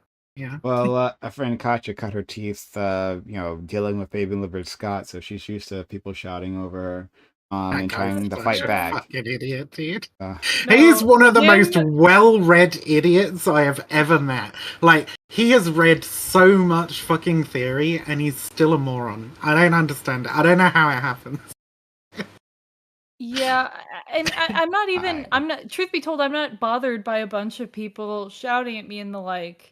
The only like time that I've been like legitimately like okay, I'm at my limit with some of these individuals was literally just the times that they've, said things to me that were patronizing. Like when they pull out the, oh, Mm. honey, you don't know better. Oh, sweetheart. Oh, Oh, baby. Oh, like little one. I'm like, little God one. you damn. can shout at me all day and night, but if we start that shit, hold on. Little one. You're Yeah, like pretty like, tall hey, too. fuck you. I Back, like you're like am. super tall. Are you? Ben, Are you like super tall? I, That's so cool. I guess. I'm 5'11", like 5'11" to 6 foot. I'm measured. I don't like I'm being pretty measuring tall for a myself woman. Yeah. necessarily. But I gotta be real. I don't think that my friend Scott is an idiot or a moron.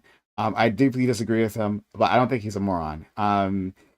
We just do things differently. We disagree on definitions of socialism. Oh yeah, because he thinks it's fascism. So No, he thinks everything is socialism. and then but then We everything joke is about also that fascism. Yeah, sometimes. Yeah, where but it's like we've joked about it on Gibbs's panels before. Where it's like, oh yeah, you're all socialist, Fabian. so getting Yeah. back to the topic at hand, in Yeah, terms of sorry. like no, it's fine. Gotta in set a ter- little bit of time aside for slagging off random people in the community, right? Yeah.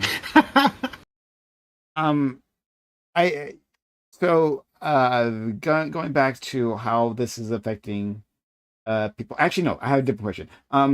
And I'm not sure how well you positioned you are to talk about this, but um, like these discussions always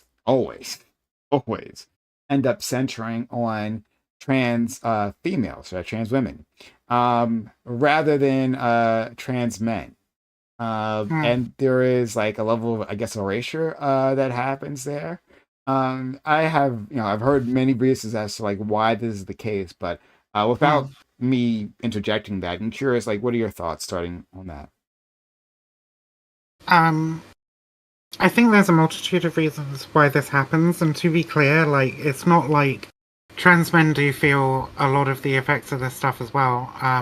They're just treated slightly differently. So you have to remember that what we're up against in terms of the anti-gender movement and more broadly the right and far right are extraordinarily patriarchal and extremely misogynist and see trans women trans men see trans men as women, right?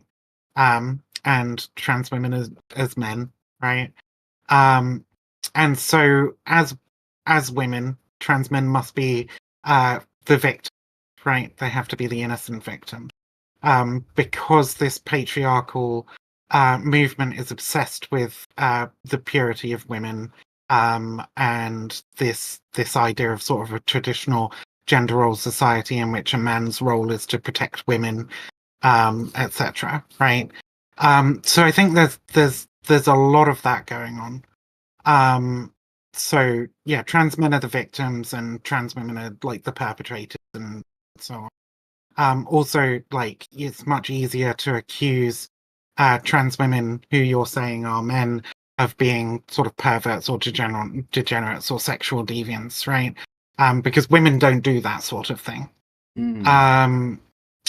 But there's also some internal trans stuff as well, which might get me like a little bit told off for saying, but I do think that trans men often have an advantage when it comes to like hormone therapy, for example. Like, everybody goes through the awkward transition-y phase and whatever, but I would say that like trans men probably have better results overall from hormone therapy, especially starting late.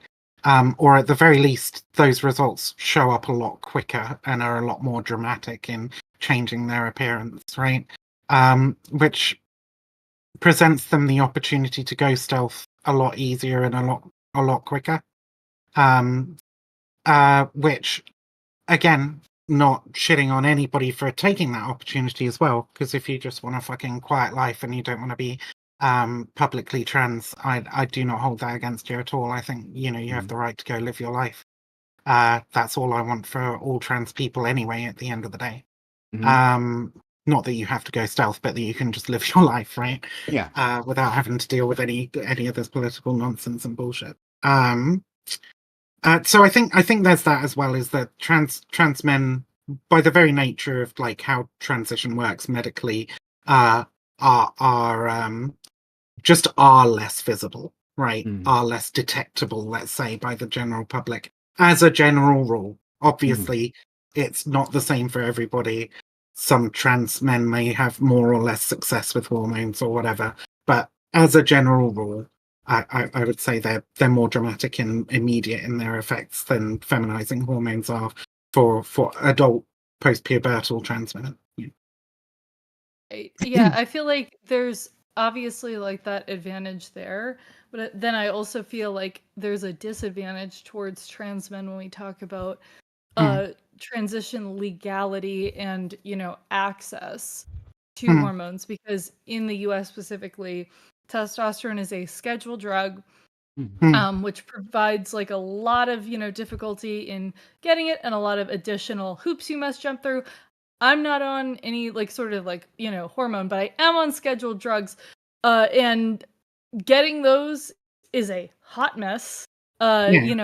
Especially like in a situation even more when people might have like a legal challenge against them, or people trying to legally take that away, because from like obviously there's the situation about people who, make DIY estrogen or whatever, like more than like, people synthesizing like testosterone. That's way harder and way more illegal. I want So I feel to like it's different clarify. challenges.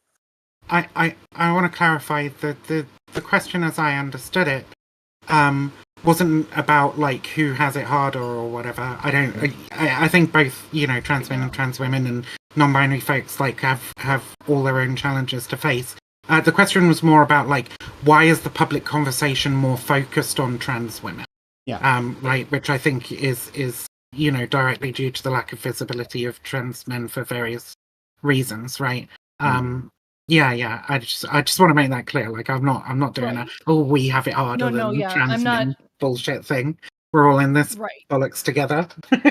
Yeah, and I'm not trying to create that either. Like, as much I was just trying to display that, like, there's like, it's like different types of challenges, even though I know that wasn't exactly on topic. Now, going on to topic, I apologize for that. No worries. If that sounded bad.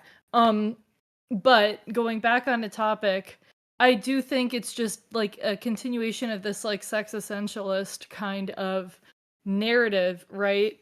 Where because we're worried about like protecting, the whole think of the children, right? People do the think of the children thing with trans women way more than trans men, because when we're doing sex essentialism, people see women as being safe around kids.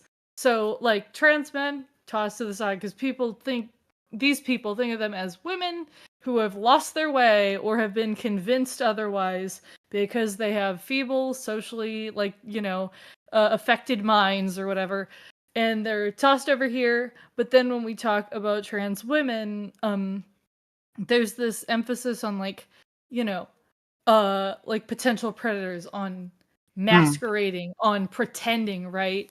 So then we get this thing where people are like, oh, these individuals are pretending, and they're like basking their pits, or they're doing this like, these things, and they are, they have like the physical capabilities or whatever else, and the desire to harm our kids. So with the kids stuff, which people talk about all the time, the children, like that's, I feel like, is the main reason why the focus is super on trans women.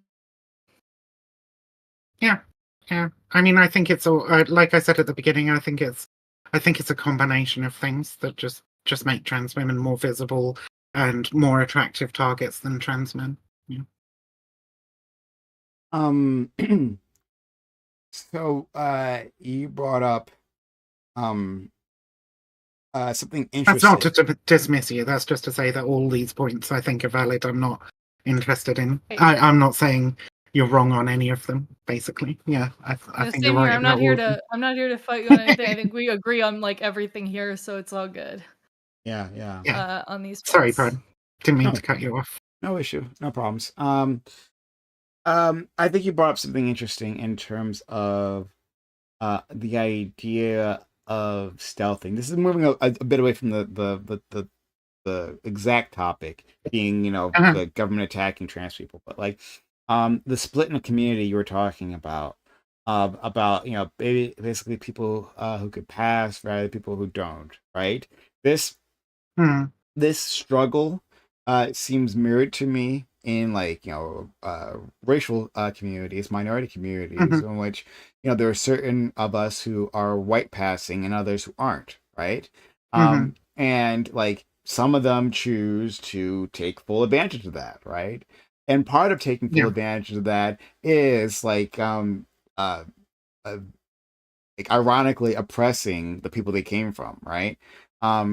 But like, Mm. do you see in the trans community, like among those who uh do pass very well, that like they like distance themselves a lot? I know Blair White exists, so but like beyond Blair White, Well, right? I think Beyond we're the talking about example. two separate.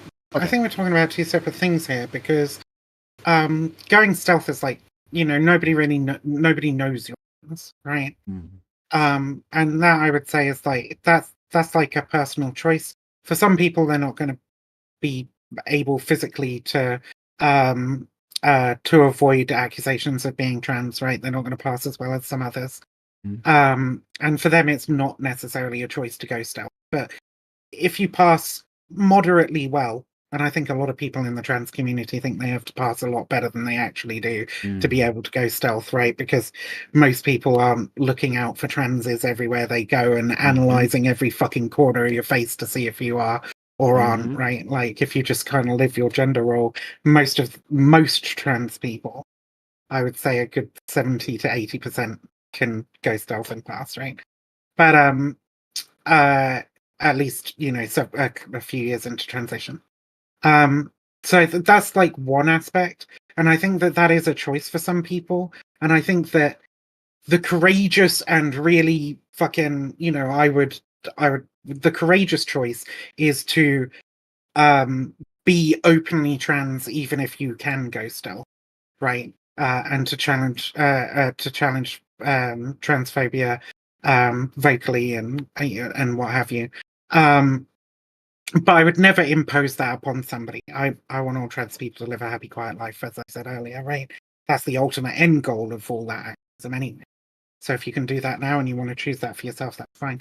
But what you're sort of talking about is like people who conform more to society's idea of what a woman is supposed to be, then taking up roles as as persecutors of trans people, right? The Blair Mhm. Whites, the Brianna Woos, the fucking what's her name, Kate Cadigan or whatever, right? There's a whole bunch of them.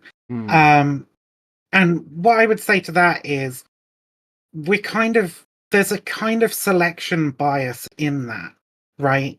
In that a trans woman who doesn't meet those kinds of standards isn't going to make it very far in that career anyway, Mhm. right? So there's no way to really tell if that's like a function of being able to pass better or not. It's just that that opportunity only exists for people who conform to patriarchal ideas of gender norms. Yeah. Well, yeah. I mean, Sorry.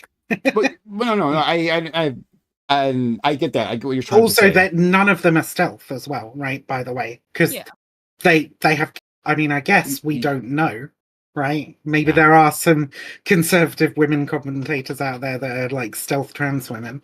But I Yeah, would you have I to would be doubt out that. to Yeah, make to fit this role, right? Yeah, I get what you're yeah, saying. yeah. Mhm. Um, Yeah. I guess the divide that I'm talking about, but that's a good distinction to make. Stealth is something different, right? Fair enough. But the divide I want to talk about is because I've seen this, right? I've seen um like trans women who pass, right, talk about others who are like, men, Mm, right? Like, well, I'm a woman. yeah, That's like a man in a wig, and yeah, I'm not yeah. like them. And I don't hang out with those individuals. Like, do you think Sure. this is a big problem, or is it like just a relatively small issue, like with some people who are just like awful? I think that it's as much of a problem as it is within basically any minority community where the right picks out the salient exemplar, right? Which is the term used to be like, okay, so they nitpick individual people who they think can be held up as examples of all the badness with the general community, right? So, like a black person who's committed a particularly heinous crime, or a Mm. trans person who's committed a particularly heinous crime or looks particularly odd to them, you Mhm. know, stuff like that. And they would pick these people out, and then there's this thing that happens within minority communities where people are they're terrified of being oppressed, they're terrified of having their rights taken away and so on, and they are looking for a reason as to why these people would want to do that to them, right? And so the salient exemplar helps them too to try and to rationalize why it is that all these bad things are happening to them. Why is everybody horrible to me? In the case of Blair White, why did half my family abandon me? Right? It's not because of like a broader societal systemic issue that is complicated, that is difficult, that is hard to get rid of, right? These deep-seated beliefs that have existed in society for pretty much as long as Western society has existed, especially as long as like Christian Western society has existed, right? Of like patriarchal gender norms being what they are. This is a much, much harder thing to fight than this enemy that you've identified that is like, oh well, there's some weird trans people over there who look a bit odd and are behaving straight like in a way that's different from the rest of society. And if you can like separate yourself from them, you can hope to avoid some of the backlash. You can go, I'm not like those people. I'm one of the good ones, right? And it happens in every single minority community has your one of the good ones. You've got your Candy Owens, your Jesse Lee Petersons in the black community. You've got fucking shit. I'm trying to think of others because I hate constantly comparing trans and black experiences. No, But like, I hear you. at I mean, least I did talking it to you, first. you Yeah. know what I mean. Yeah. Yeah, Yeah. Right. And every minority community. Sorry. I think that that's like a massive kind of thing that people like it's a fallacy that people kind of go into like when they're like, "Oh, you know, this person's one of the good ones," or "Oh, if I'm one of the good ones who is living, you know, like the life that they would like people would want, for example, for a woman and I'm passing perfectly and this that and the other." Like my example that I'd use on this is specifically Brianna Wu because she was kind of like low key like stealth for a long time because a lot of people just didn't know she was trans. Like I didn't know she was Mm, trans until she said it last year and I have known who she was for 7 or 8 years and I was like, "Whoa, really? Crazy. Didn't know that yeah. one." Uh and that was news to me. And she's been, you know, married for a long time. She's been you know, she passes like perfectly, like to the point that like tons of people had no clue, even the slightest, that she was trans if they were not told. Yet the minute that she was like, yeah, and as a trans woman, blah blah blah, you get all these people coming out the woodworks with the you're a man, or you're like dangerous, or this, that, and the other, you're wearing a costume, you're pretending, you're blah blah blah, who were not there before, like being one of the good ones and living the life that like basically like one of the good ones would have, did Mm. not save her at all. Mm. Yeah, it doesn't, you know. Blair White had that whole fucking stream with, what was it, Katlin Poroshenko or whatever, where she was Yeah. like, if you wanna do the best thing you can for our cause, you wanna grow out your mustache and whatever it was, I forget. That wasn't But, like, Poroshenko. That was the blonde. That was. oh yeah, Poroshenko was there though.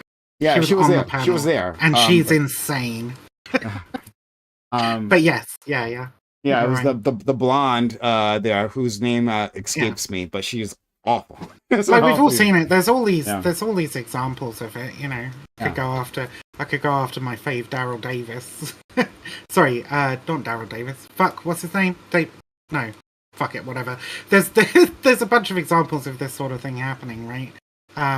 Where the good ones end up getting attacked anyway. It's not like the capos were completely saved from the concentration camps.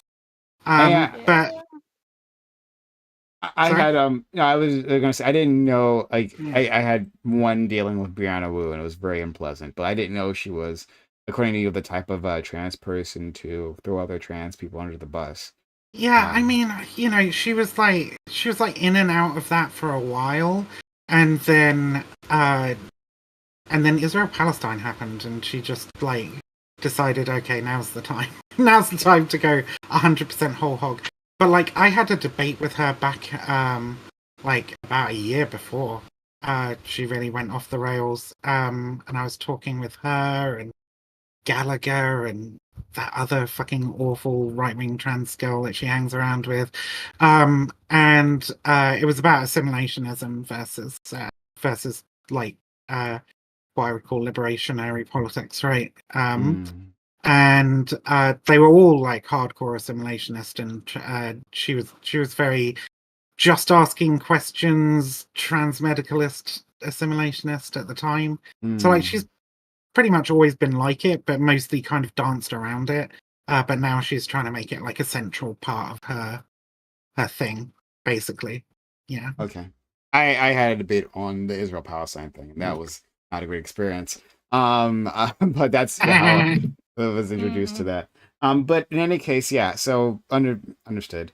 Um, Well, I I think that's what happens, right? Is you get a mhm, little bit of backlash for saying something dumb or taking a position which the broader left disagrees with, and then you get love bombed by the right, and mhm, you get absolutely trashed by the left. And like some people take that as an opportunity to go, "Hey, no, I don't want to be like those rightoids. Fuck off. I'm sorry. I'll go away and I'll like learn about this shit, and then I'll come back and I'll be like, oh, I'm sorry. I misunderstood this thing. I got it wrong. Right? Some people do that, but that's difficult, right? What's easy is a nice new lucrative career sucking off Matt Walsh. You know, that's right. and there's a Yeah. whole media apparatus there to fucking support that shit as well. yep, Whereas like hmm the left with the other option, yeah, there's not much there to support you, is there really? hmm It's mostly just shit, I fucked up. Like that's it, you know? Yeah, I one thing like I've seen kind of with this as like an example has been what the heck is their name? That one Israeli detransitioner who Maya? people yeah, that one. Who people recently found out that their mother is like some crazy like anti-trans activist Yeah, she and set up the SEGM. Yeah. yeah, and basically like Maya detransitioned like in accordance with October 7th after like leaving the mother and going to Israel. So at that Yeah. point, like there's been concerns that people have had. I'm not going to say it's 100% true, 100% not true um that Maya transitioned in accordance with feeling unsafe in Israel and Sorry, going what did you back say? You broke up there. to be with Maya did their something in mother. Israel. Can you repeat that, please? Detransition kind of in accordance with them wanting to leave Israel after October 7th Okay. and going back with their mother. There's Ah, been like I'm not saying that that's 100% the case, but I'm saying that that's a potential situation I don't given, think it was October 7th. I think like one of her friends or a partner got shot or something. I oh, think that's it was not good. before October 7th. But yeah, I mean Could have been. that's the general kind of timeline. ye- Um, Basically just felt unsafe in Israel, then yeah. yeah. And it's like, well, you can't go and stay with your mum because unless you Right. detransition, right, and become like an anti-trans activist. yeah, Like, that's what happens with like. So I don't know this person, and obviously I don't know if this theory is true or not. But mm, what you've laid out there, Katja, is a thing that happens with a lot of detransitioners, right? Like people like the idea is that they detransition because they realize it was a mistake, or like which can happen, but oftentimes what happens is that they detransition because of massive social pressures that like they can't handle like the backlash that was put on their way. I don't want to even say the words can't handle because it implies that they're weak. I'm not saying they're even weak. It's just that like like your life is just so much more miserable now, and they decide, hey, I got to go back, right? And Right. like trading one hell for another hell, and but they get counted as a person who like thought it was a mistake because we don't actually interview them, we don't know their stories, and in the end they're just a person who like turned their back on gender ideology. Yeah, and I Yeah. think the reason why some of these individuals might specifically turn towards publicizing their story is because I feel like it kind of legitimizes and like solidifies them in that position.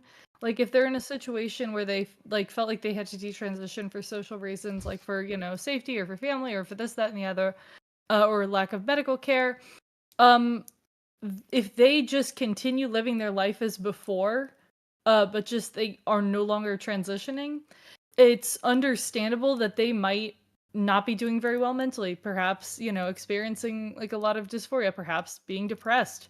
And being in a situation where individuals keep them in the detransition mindset via their like via that's their brand, or they're getting so much attention or love or, you know, other gains from being in that position, I feel like that kind of solidifies some of these people, like Maya, for example, But in also, it's just where like they're at. 5 of them.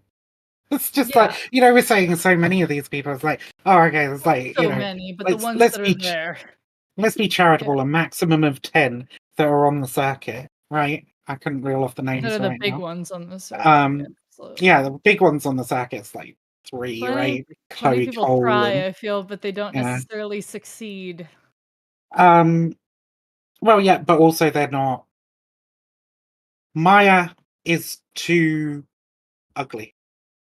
That's the fucking God problem bless. for her. Chloe looks like an innocent young girl, whereas Maya is just a bit odd looking. So she's not going to cut it for that movement, right? Mm. Because it's just a fucking horrible movement.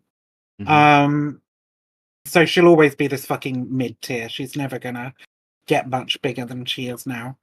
Um, Yeah. come check in with me in like a couple of years or something and tell me I'm wrong if I'm wrong, but like that's the way I see it going. Like you have to be attractive, you have to be appealing to people as, and if you're not attractive you have to be a really appealing victim, you have to look innocent, you have to whatever, right? And Maya is none of those things. She's extremely aggressive, and not, doesn't fit the typical idea of like what a woman should look like, even a woman who's been mutilated by testosterone, which I don't Mm. think she was ever actually on. Yeah, I don't think But so either. I remember hearing yeah, that yeah. Maya never went on that, but well, But but it's yeah, the it's perfect like victim thing. It's people's images. It's you know, kind yeah. of going towards people's image. Same thing with individuals who are the trans sports victims, and Mm. that becomes their career, like people like Riley Gaines. You really have to How the appeal fuck was Riley aesthetically. Gaines ever a transport victim though? I forget. Like she didn't lose anything to She anyone, got did she? She got, like, I don't know, like, 5th place or something in a situation where, like, 4 of the 5 above her were cis, and then one of them was trans, so, you Oh know, no. she coulda gotten Who's the 4th, like, that sort of skateboarder? I situation. always love when that skateboarder person Oh, posts yeah, and that everybody's one. like, yeah, but you also lost to a 12-year-old. Like, she's like 400th place or something. There was like one trans woman above her. And it's like, well, yeah, but there's like all these 12-year-olds too. Some of these people, I swear to fuck.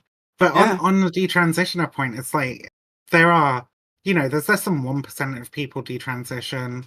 Or are detransitioned at the moment. A lot of people do detransition like for short periods of time and then retransition. And some of those who are now detransitioned might retransition in the future, right?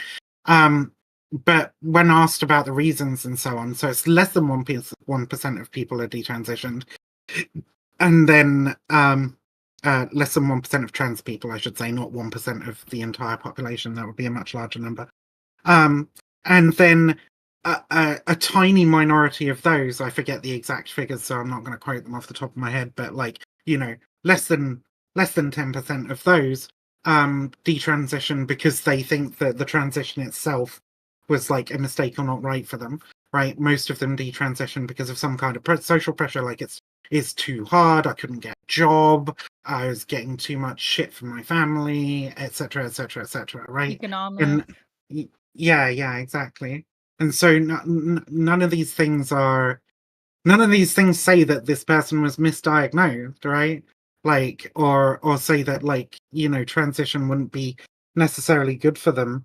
It just says that society is a really rough place for trans people. Like, it's rough. It's rough. Absolutely. Yeah.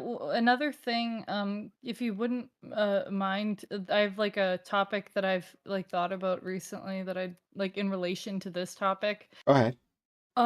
It seems like going back to like what y'all was talking about originally when we were talking about legislation, it seems like there are these talking points that are just injected to where something just wasn't even spoken about or was just seen as normal until it's brought up, and now all of a sudden we need a solution.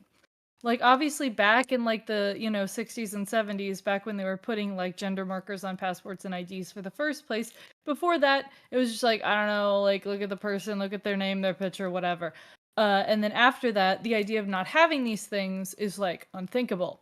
Now, with people talking about, for example, like this Texas situation with these like bills and stuff, um people are like, oh yeah, these people are committing fraud, when in the past, like people who even were on like the transphobe side wouldn't have really even thought of that. It's like the talking point gets like injected and then people just run with it, Mm. and now it's like kind of stuck in the public discourse as like a legitimate issue when we haven't even thought about it until 10 minutes ago. I mean, in part that's media coverage, in part Right. that's social media arguments, right? And the tribalism that happens. It's the need to quickly construct a narrative to be able to defend your tribe, right? So if somebody says, oh, hey, this is fucking heinous, it's like, well, a bunch of people will post a bunch of different things, but the thing that sounds most reasonable to them, that'll be the thing that gets picked up and run with, Potentially, yeah.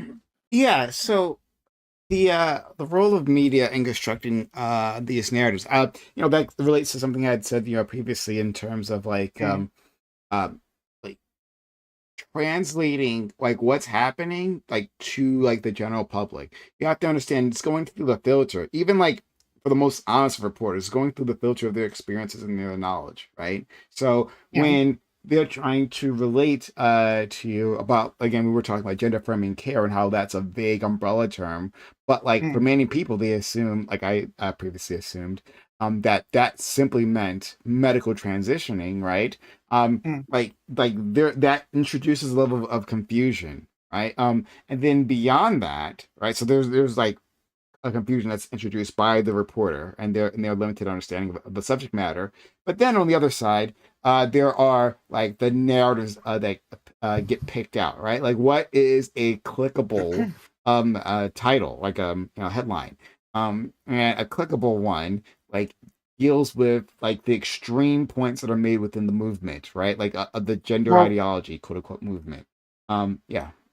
Well, it's important to recognize that 90% of journalists are incredibly fucking lazy. Okay? 90% of newsrooms are incredibly fucking lazy. They are focused on getting clicks and on getting viewers, right? And if they can have a constructed narrative presented to them, then they will take that rather than doing their own investigative work. Because proper investigations take time and money and man hours, right? And you can't just reel that off night after night after night after night, right? Proper investigative pieces of journalism are things that get worked on for months at a time, sometimes years, and then the big story breaks, right? And then you get the payout. So, but for most news organizations, that doesn't work. You can only have one or two of those things going on at any one time, right? And so when I talk about these networks of organizations that I was talking about earlier, they have press packs ready to like give to the press for their talking points and so on, right? Mhm. They have packs ready to hand out to all these senators so that they can all be saying very, very similar things, Model even though they're legislation. in legislatures across the fucking country, right? So it really is, you're hearing the voices of campaign groups filtered through the journalists and the politicians, right? And then this game of Chinese whispers. And we noticed it earlier when you pulled up an article, started reading it, and I was like, this exact same text is in the New York Post, Yeah. right? That just happens, right? The story fucking proliferates. They copy shit word for word to the point that you could probably call it plagiarism, honestly. But like, that's just the accepted like modus operandi, and Well, to they'll be just put the Washington Post reported that and then fucking copy paste the entire article, and Yeah. then that's the NY Post's article, right? to be fair, that's a common practice. It's like not even a lazy practice, just like there's like a exchange of content that they do, right? Especially like from the AP news. Like the AP is a classic example where like that's like a wire service and you can get news from there. And then it spreads. So like that happens on MSN. I'm not sure they even do their own reporting. I think they just like take from other MSN.com. Yeah, sure. They just take them out. You're just putting it out there. But I hear what you're saying though. Whatever, it's Harvard lazy, edition. but like, yeah, a whole bunch. I still think it's lazy, but sure. The point is that the exact same story with the exact same wording Yeah. that was presented to the news, whatever media organization it is, who are like, oh great, we've got this press pack, it's got all this information, we can just use that, right? Yeah. So like even so on the other end of that, right? So like, what I said is definitely true in terms of content exchange, but even when they are trying to make their own original argument, right? Like there is the thing that happens where like there is like a strain, like a part of the narrative that just gets like somehow created, right, at some point in time. And then it lands itself in a popular article, and then everyone else is referencing that article. And so like now there's this talking point, and it's like, well, yeah, I've seen it everywhere, right? And that like informs you that it must be true. But if you actually like work your way back to the references, it just comes from one article, and maybe it was a mistake, maybe it was malicious or something, right? But like that becomes part of the story, and like the rest of the media spreads it out. So I do hear you there. Yeah, but that's the point, right? Like it's not just oh, we fucked up, or we don't have a particularly good understanding of this and we're trying our best honestly. It's just straight up laziness and a willingness to take easy routes towards reporting on something, especially if what you're being presented doesn't challenge the already predominant narrative to any great degree, right? So you can, if you're a transphobic activist, you can just move things along like step by step by step, right? You just change one little thing at a time, one little piece of language at a time, and then before you know it, they're not saying gender affirming care anymore, they're saying child mutilation, right? Like, yeah. And the control of language in this regard is really important to recognize as well. Like there's a reason like everybody's got so upset over the word cis, and Elon Musk banned cis as a slur on Twitter and so on, right?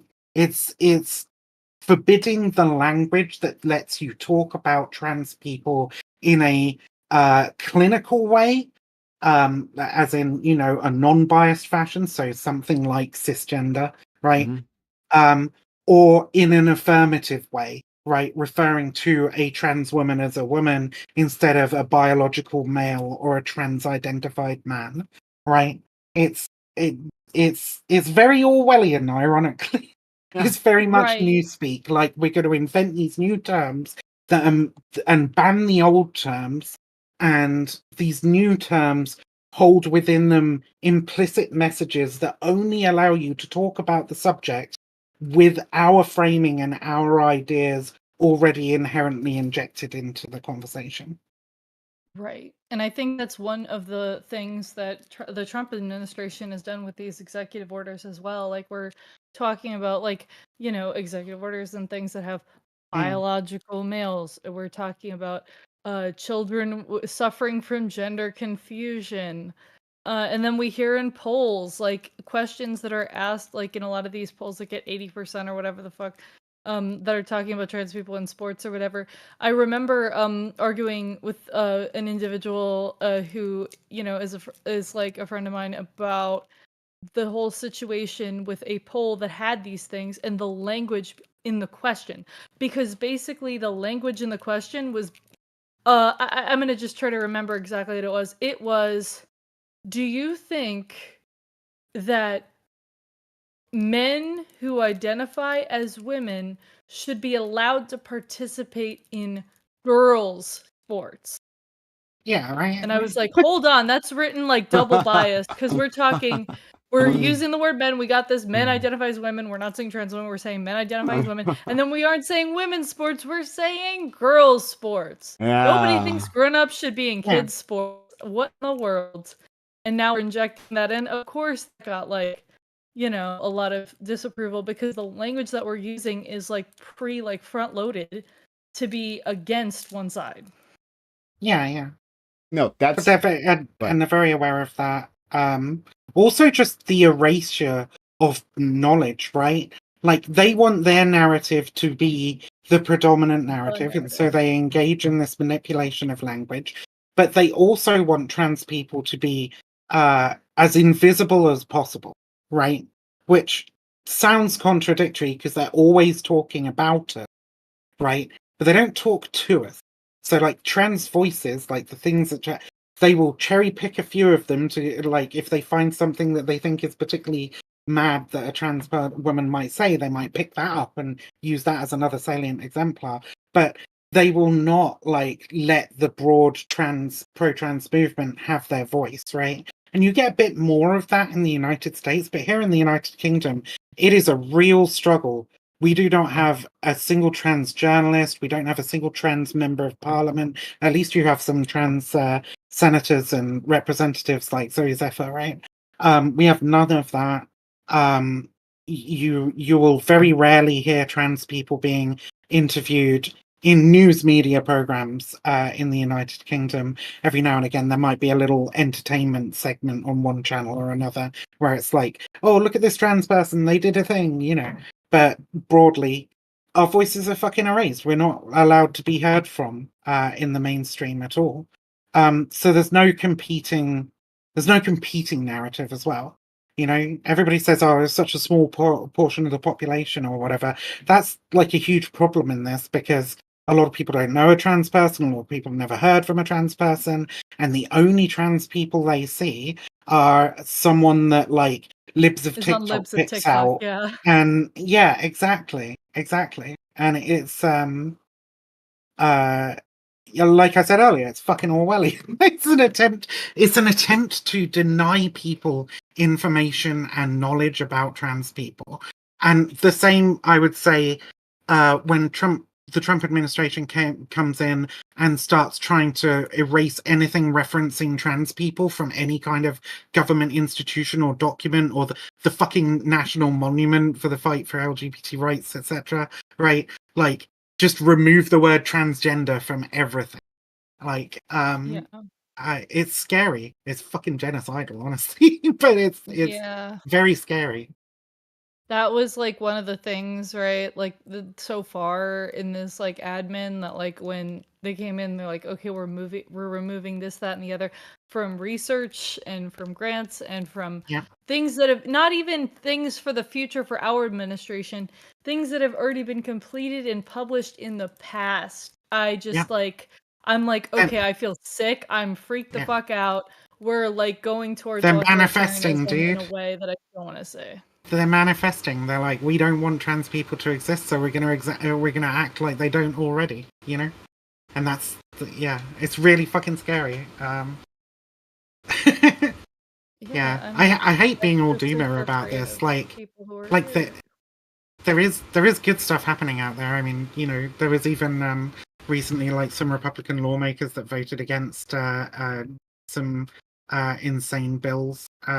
Fuck, I forget where that was that I was reading earlier. But like, you know, there's good stuff happening. There's wins in the courts and so on. But I would definitely say, like, if you're in a fucking red state and you're trans, like, leave.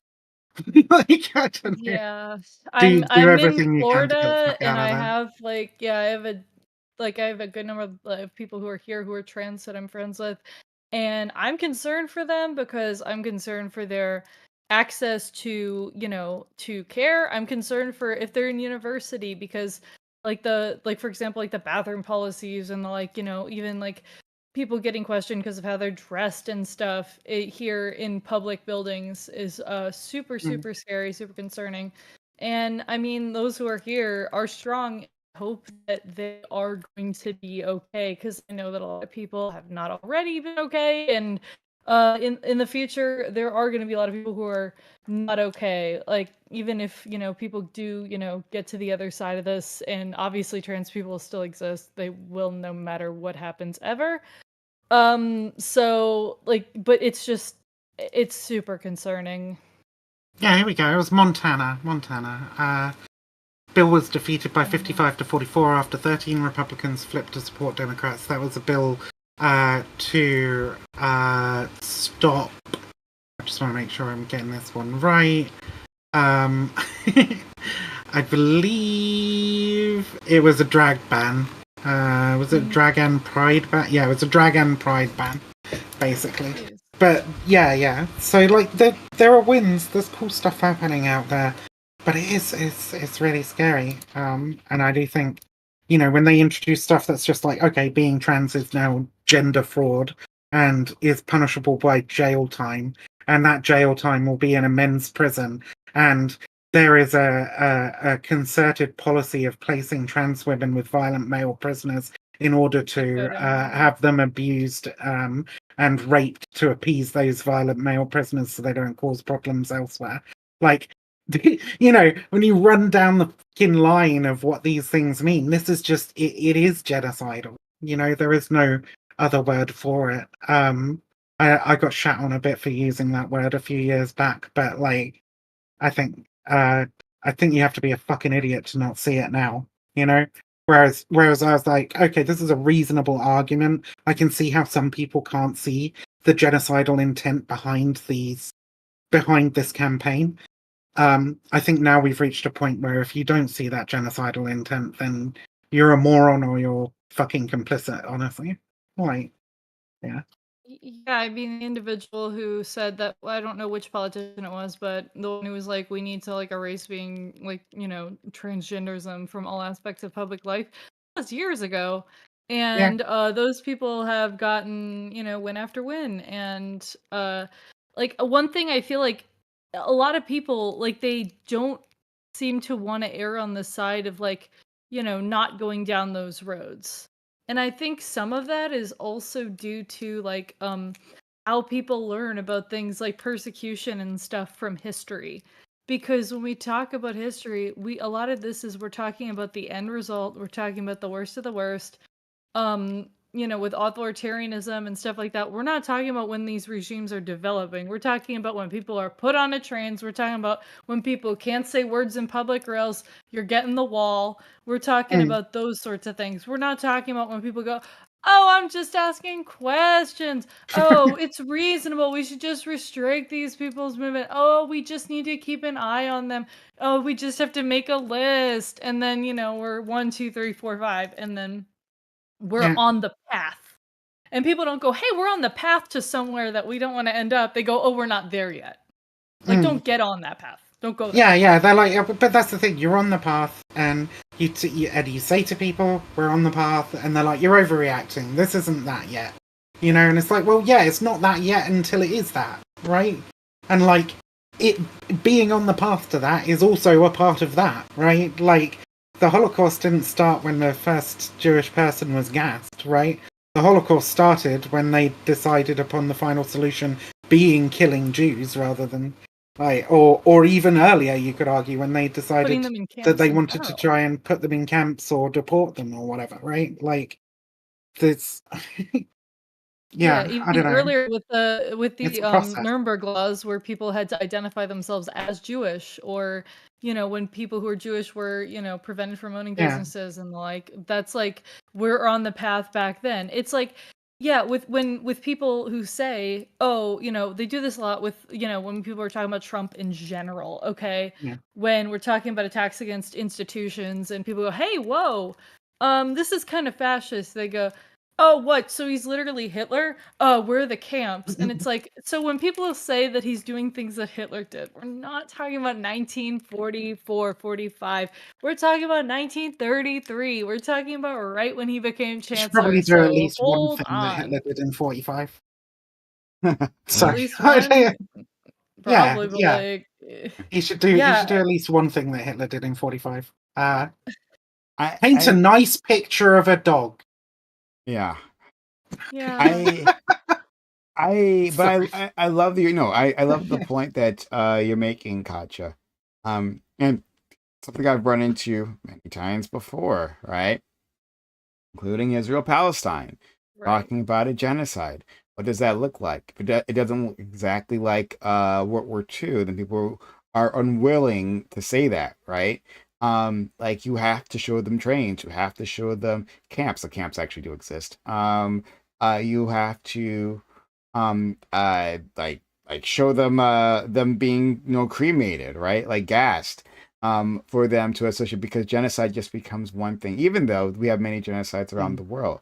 So like going but moving back to this particular topic, right, in terms of our trans brothers and sisters, right, there certainly is at the very least an erasure, right, and a cleansing from public spaces, from life, right, a desire to so thoroughly traumatize trans individuals and the people who might support them, that at first these people are loud, they're active, in their support, but then at some point they start whispering, because ugh, it's not worth the trouble, right, and then at some point you have like real consequences coming down for you, for the support. And then it escalates to people not wanting to help when people are like trans individuals are in trouble, right? Yeah. And then once the people are too afraid to help or too apathetic to help, well, then you can do some real damage, And just like our friend Katya was Which is saying, there's a path there, and people are only focused on the end, right, the one thing they saw, but they're not unwilling to acknowledge, or simply don't know about what it looks like to which get is there. which is why one of the scariest things that's happening at the moment really isn't coming from the Republican Party, but from the Democratic Party. So, two major things that have happened within the Democratic Party recently. The Gavin Newsom shit, right? You might have heard some stuff about Gavin Newsom. He went on a podcast and he said, was it trans athletes in female sports is deeply unfair. With Kirk, right? I Kirk, agree with Charlie Kirk. Yeah, Charlie he Kirk, was yeah. like with Charlie Kirk as well. So like giving concessions to that fucking twat. But so there's that.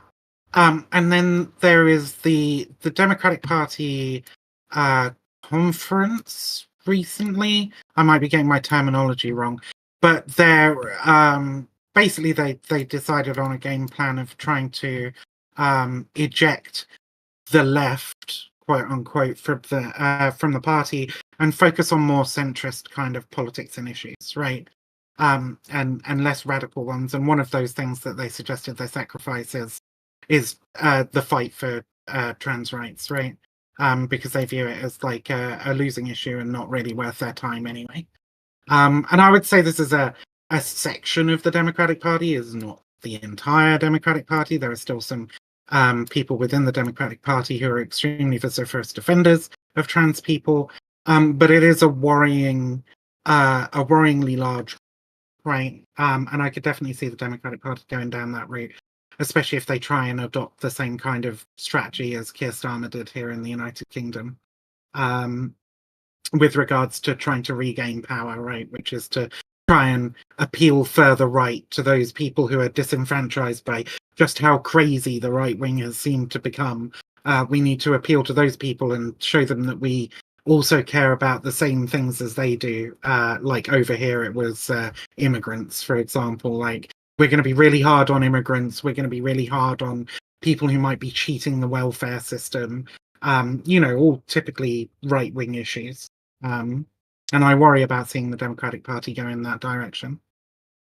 Um, yeah, I definitely see where you're at, and I agree that, like, a lot of that stuff is super concerning, especially like when we're talking about, like, people giving up, wanting to give up on trans rights entirely. I think that there are things that the Democratic Party could do to change, or, and I do think that I understand at least why there is a push to go towards moderate voters, which Hmm. a lot of that I feel like is a lot of people who are on the far left don't vote, and they just go, Sure. okay, so not everything on this agenda is what I want. I'm gonna vote third party. Well, at Mhm. that point, it's like, yeah, if they want to win an election, they're not gonna cater to those people who did not vote. But I do think that throwing minority individuals under the bus is like, I think that's never acceptable. I think that, they should, go out for them, at least, have some, even if they're going to have like a nuanced take, but don't just say, oh, we're dropping this issue. Like, I think that's like, okay, hold on, then we're throwing people to the wolves. Yeah, but I think some of this is like, an example of how, like, when we're talking about a party that's trying to win elections, if individuals want a seat at the table in the future, they need to vote. Otherwise, they're not going to be considered a potential person to cater to. Like, that's kind of just, I yeah, think it's that is intellectual. reasonable, but I would also say that like they've got to give these people a reason to vote, and if they're doing something that is so morally abhorrent that they are cutting off huge swathes of society from wanting to vote for them, then maybe they should be dropping that thing. I can see it. I can see if it's like, oh well, this is just this small group's pet issue, and it's not very important, and it's pretty controversial anyway. Like, I don't know what the right stance is on this. Whatever, fine, right? But like, I think there were, I think this is probably going to go into like Israel-Palestine territory, right? Where there were a lot of people who refused to vote for the Democratic Party over the genocide in Gaza, right? And what they believed was the Democratic Party, and especially Joe Biden and Kamala Harris's complicity in that, right? Um, and I think I think it is easier to take a better position than Joe Biden and Kamala Harris did on that. But I feel like we're gonna go into the fucking weeds here on another Well, conversation. no, Yeah. actually, I want to explore this a little bit, not necessarily in Israel Palestine, though you've just described my situation. A friend Catch already knows, but like I didn't vote Kamala Harris for exactly the reasons that you discussed. Hmm. Um, because fuck that, and that the Democratic Party needs to earn my vote. But in any But case, like, right? how's that working out? Right? Like, that's the problem. Yeah. Like, Trump is always going to be worse for Palestine, and you know. Well, yeah. Well, no, but no, that's not.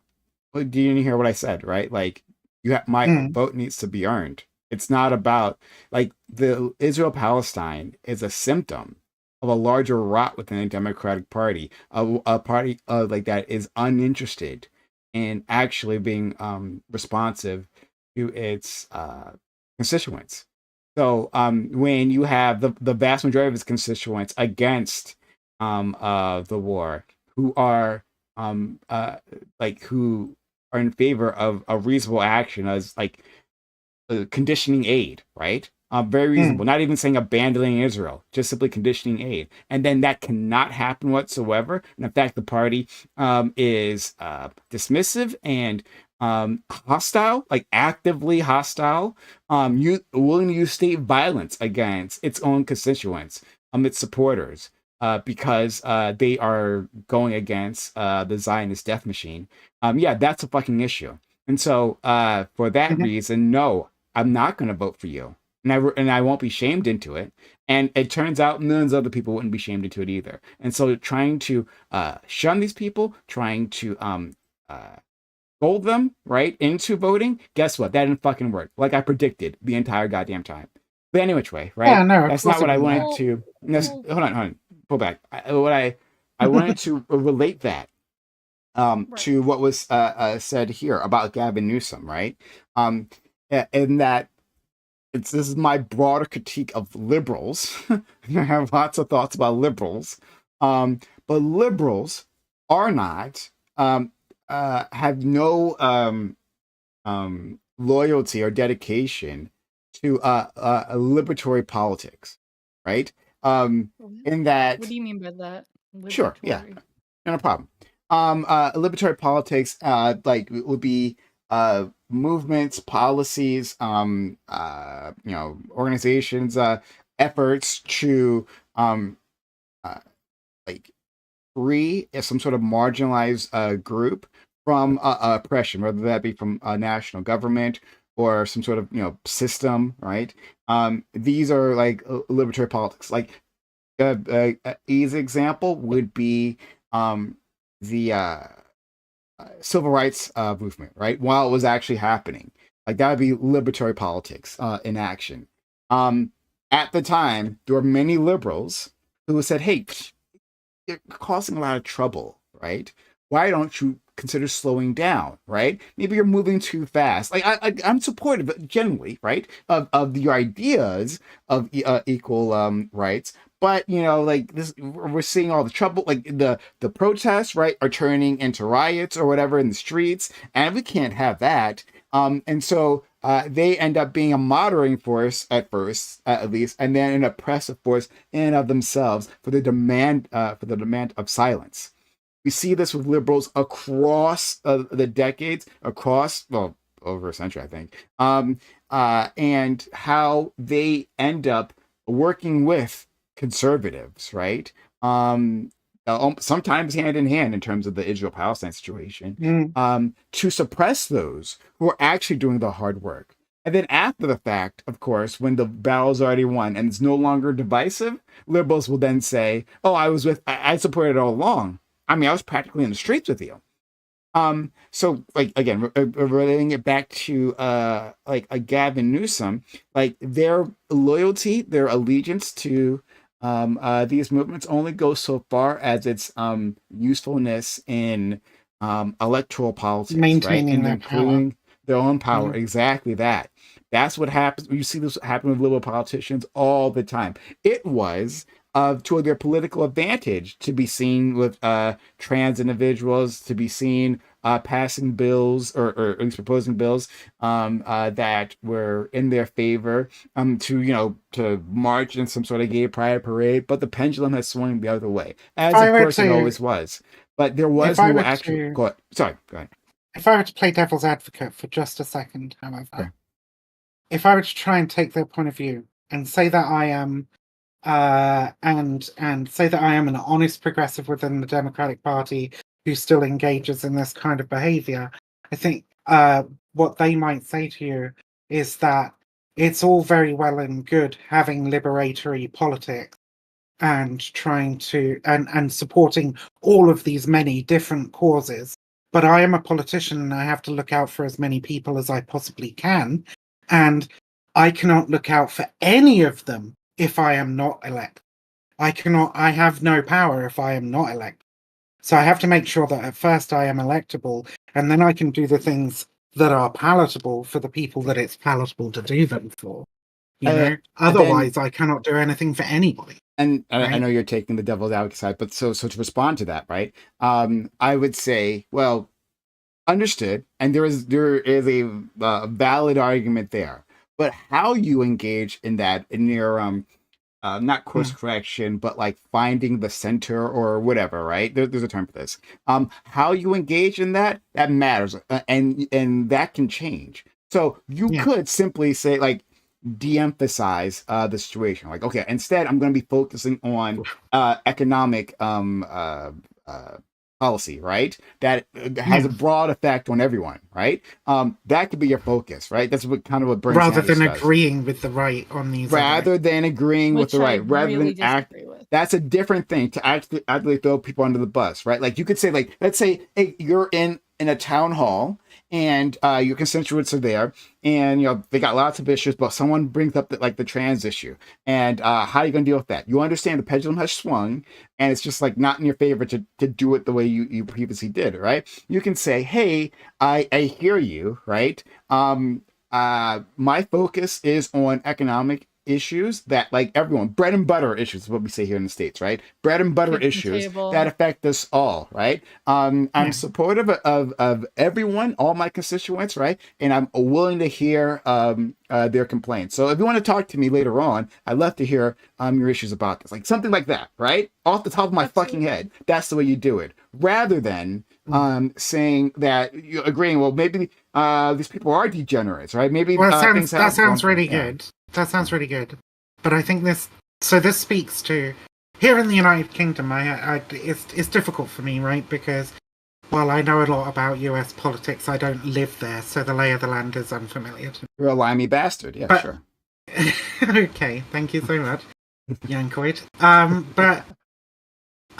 So the impression I have of how Labour thinks of Red Wall voters here in the United Kingdom, and the Red Wall is northern constituencies that traditionally voted Labour, but a lot of them voted Conservative in 2019 or whatever. They said the Okay. Red Wall was flipped, right? And the perspective that it seems to me that Starmer and the Labour Party have of these northern voters is that they are all knuckle-dragging fucking racists, right? That they're uncultured, knuckle-dragging fucking racists, because a lot of them up there voted for Brexit, for example, right? And people voted for Brexit for a myriad of reasons. They were definitely terrorized by threats of immigrants coming in and stealing everything from them. But at the same And there time, was influence from Russia in media at the time that was pushing for Brexit, by the way. There's evidence Sure. of that.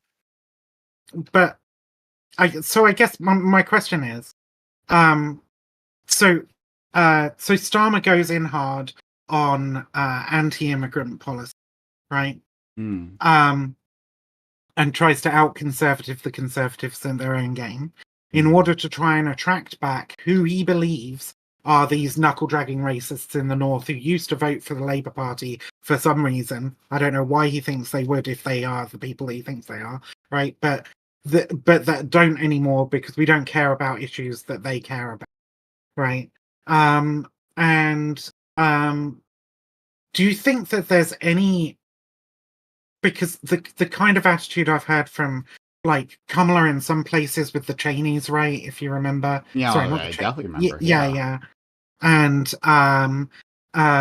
from some people within the Democratic Party now, is that like when you say I want to appeal to like bread and butter issues, you're talking about like local economic issues or like the price of eggs is the big one right now, right? Yeah. Stuff like that, which is definitely important and definitely important to a lot of people. I have no problem with people focusing on, and it doesn't really say anything about people's like ideas of social policy, right?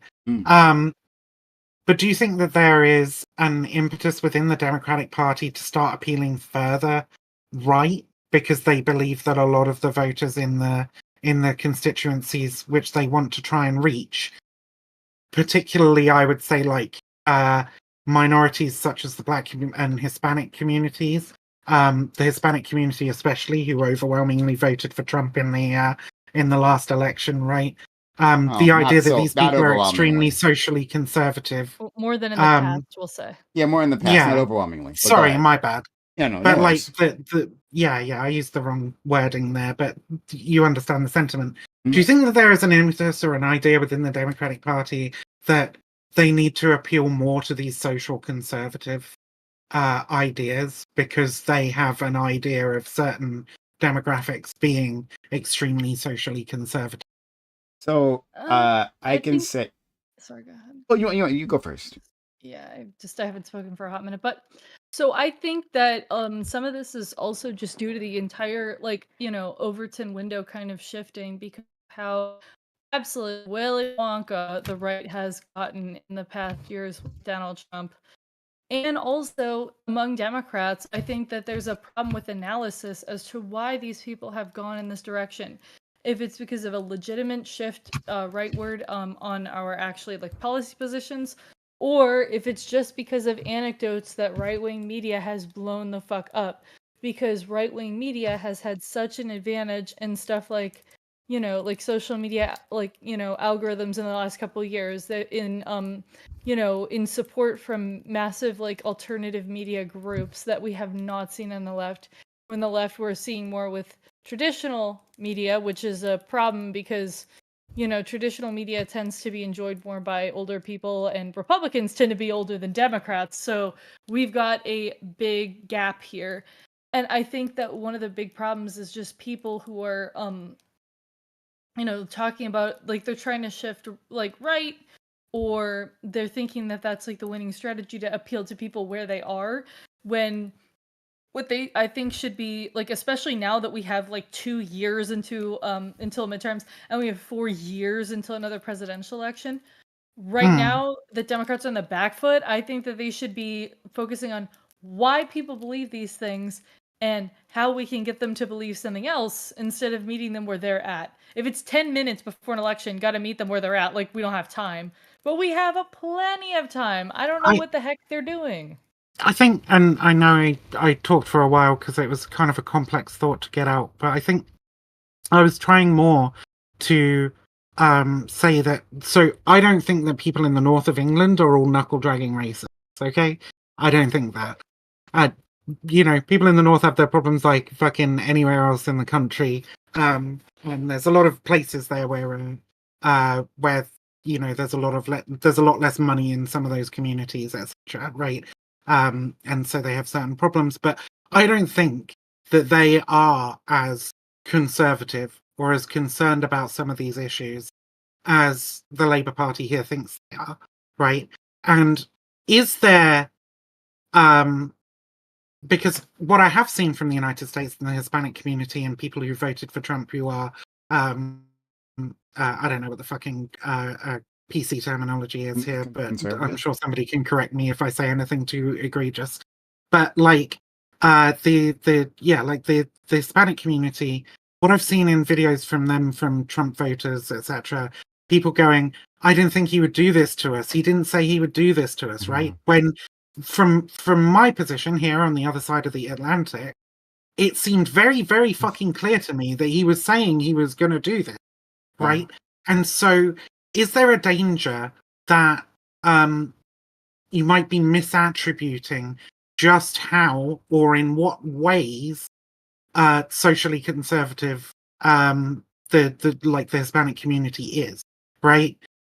Because they're clearly in a different information bubble than you are. Is it possible that the Republicans simply managed to reach out to them on issues that they cared about, right? And didn't mention all the horrible fucking stuff Trump was saying about immigrants and Hispanic people. And the Democratic Party didn't manage to communicate to them all the horrible shit Trump was saying to them, and didn't manage to communicate to them on issues that they cared about that weren't necessarily these, you know, like anti-trans or anti-immigrant or anti-whatever, right? Maybe they're not as far right as you think, I guess is what I'm saying. And then what's the danger in trying to appeal to that if it doesn't exist? You said if you have 10 minutes towards an election, we have to meet people where they're at. I guess, yeah, the fundamental question is, do you actually even know where they are Where at they're at. and the reasons they Yeah, voted for Trump?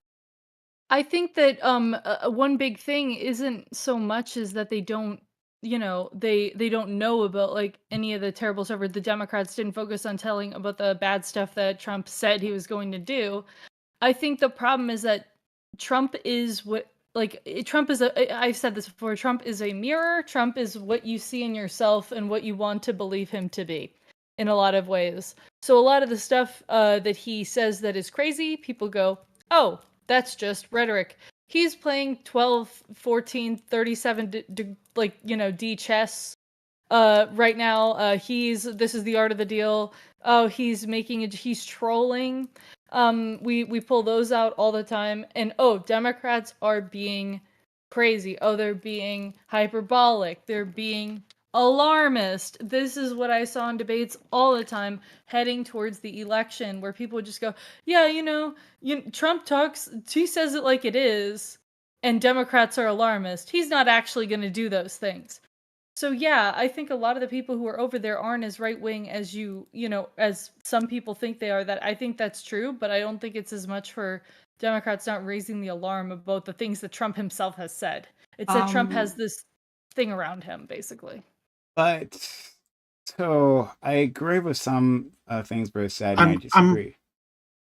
sorry. I was gonna say I'm not saying that Democrats didn't raise the alarm. They raised the alarm a lot. What I said was Democrats didn't communicate effectively what Trump was saying and planning that he was saying to do to these people, and it sounds like that is the case, right? Because if they're going, oh well, you know, Democrats are crazy, they always blow things out of proportion or whatever. Clearly, the Democrats are not communicating effectively the danger. Let me try to address this directly.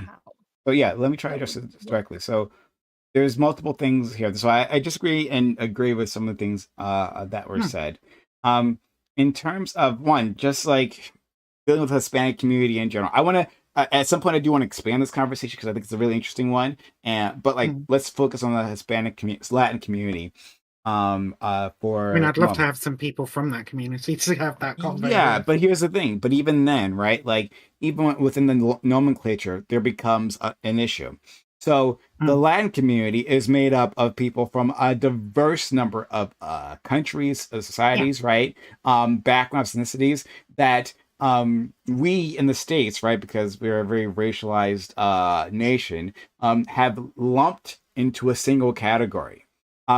Even though these people have a very defined identities within that group, right? So Mexicans have like consider some very separate from Cubans and Dominicans and Colombians and all that, right? And some of them don't like each other.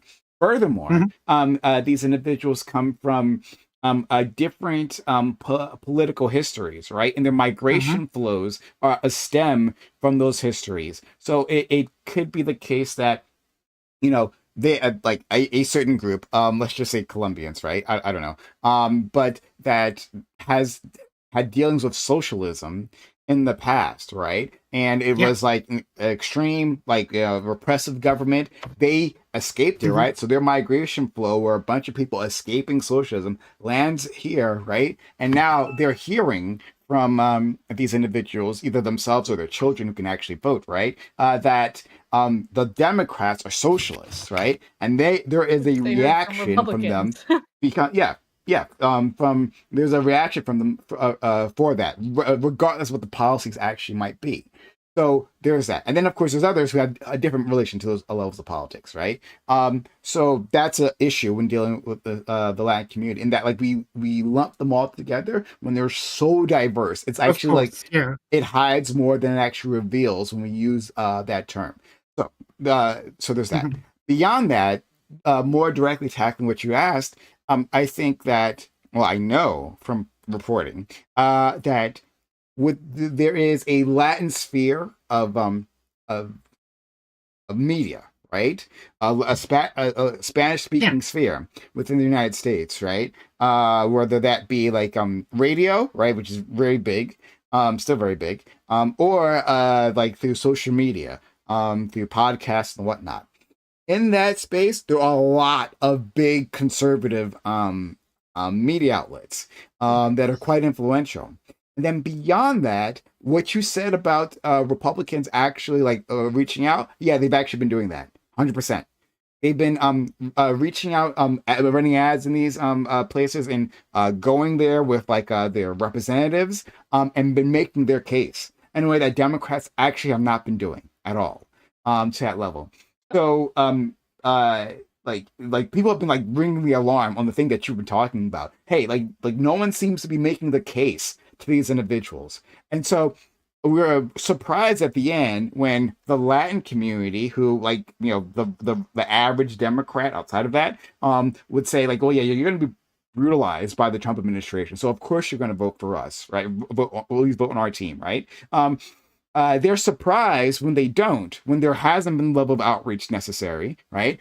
There hasn't been the organizing on the ground that's necessary, and like they don't even really understand the differences between these communities. Like if you're going to approach them, like who are you approaching? You're not just approaching the Latins, right? You might be within a Mexican leaning community, right, or a Peruvian community, or whatever the fuck, right? And that entail might require a different approach. All these things I've been part of that issue that you're talking about, where we've seen a shift, right? Mm. And it goes back to one of the reasons I think it goes back to is that liberals in general, and Democratic politicians have been taking their voters for granted. That they have not been putting the effort where it's necessary. They've been focusing on issues that are I don't want to say how do I phrase this?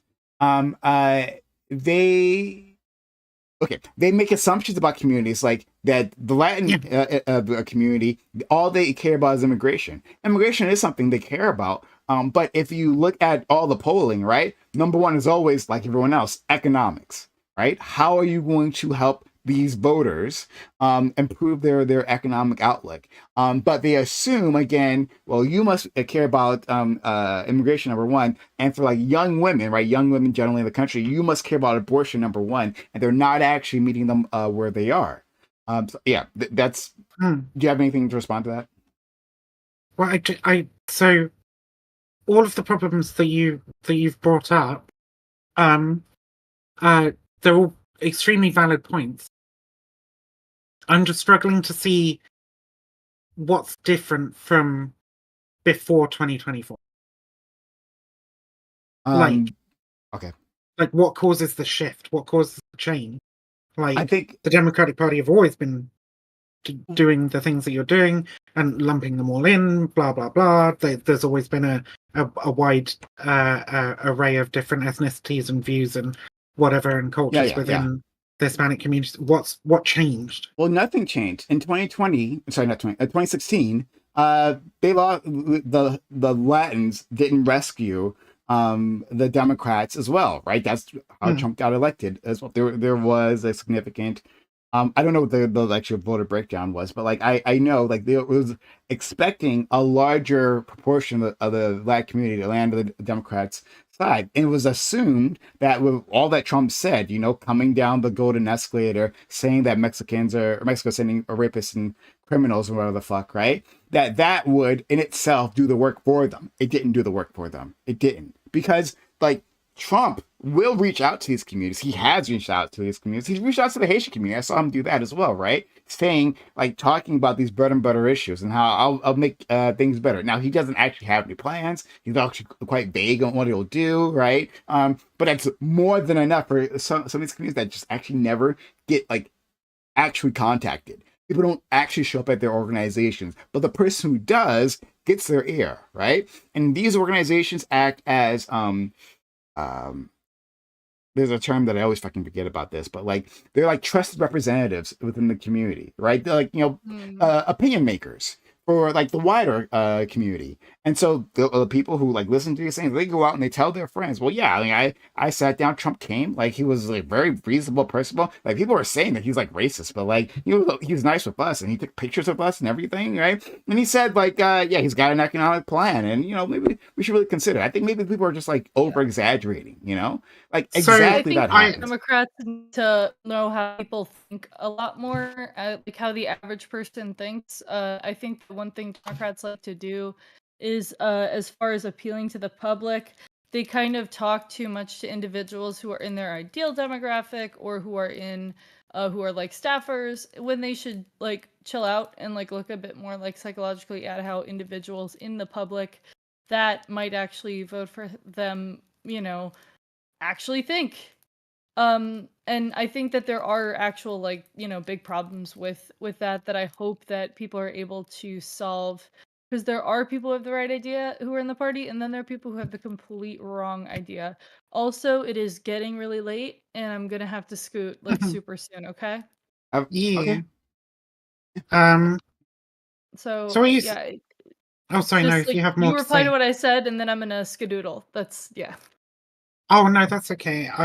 Um I had something I wanted to say about what Prime said, so No, go ahead. I don't And I'll just really. head out. Thanks for being here, Katja. I really, really appreciate you. Yeah, I do appreciate it. It's been nice talking to you for sure. Yeah. Yeah, absolutely. Nice talking to you guys. I'm sorry if I've been like a little bit.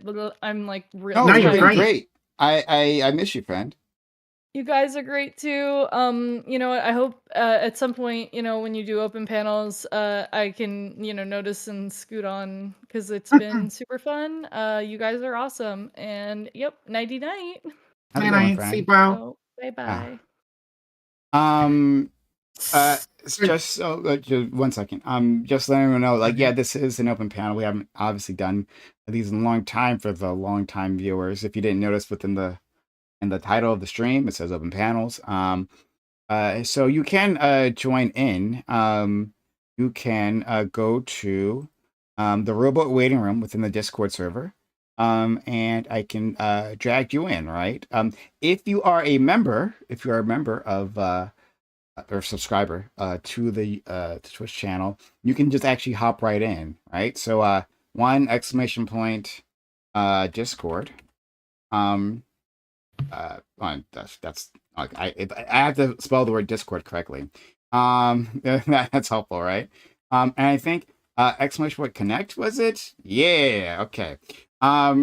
You can connect your Twitch account to your Discord account in case you didn't know, right? And then so Discord knows that you are a subscriber, and then you can hop into what we're talking about into this VC immediately, right? You can just do that. We'd love to have you. Just another benefit of being a subscriber. So if you've been listening so far, first of all, hit the follow button. We haven't done so yet. If you're new to the channel, hit the follow button. If you're in YouTube land, consider subscribing to the channel. But also support if you can. If you have a super chat in YouTube land, we'll read out the super chat. I've been looking out and keeping track. But yeah, if you got a super chat and you want to engage with anything that we say, want a response, consider supporting the channel that way. Consider in Twitch, becoming a sub or gifting subs or gifting bits. All that is really, really helpful. We do need your help. Consider resubbing as well. If you're currently sub, you get ad-free viewing, you get our emotes, and you get to like jump in right, to this sub, the Thousand Sunny VC. You're welcome to come in and have a conversation with us. It's been a long time since we've done this, so I'm sure a lot of you guys don't remember the protocol. But it's been literally years. So if you're interested, come on through. Katja, she just asked to come on, and you just let her on. So we'd love to have you as well if you want to be a part of this discussions. So yeah, you had something to say to me, Vivian? Yeah, I mean, oh god, it's been a minute now. I was my talking about brain, my Spanish brain speaking, goes at a the million miles an Spanish speaking hour. sphere, no But problem.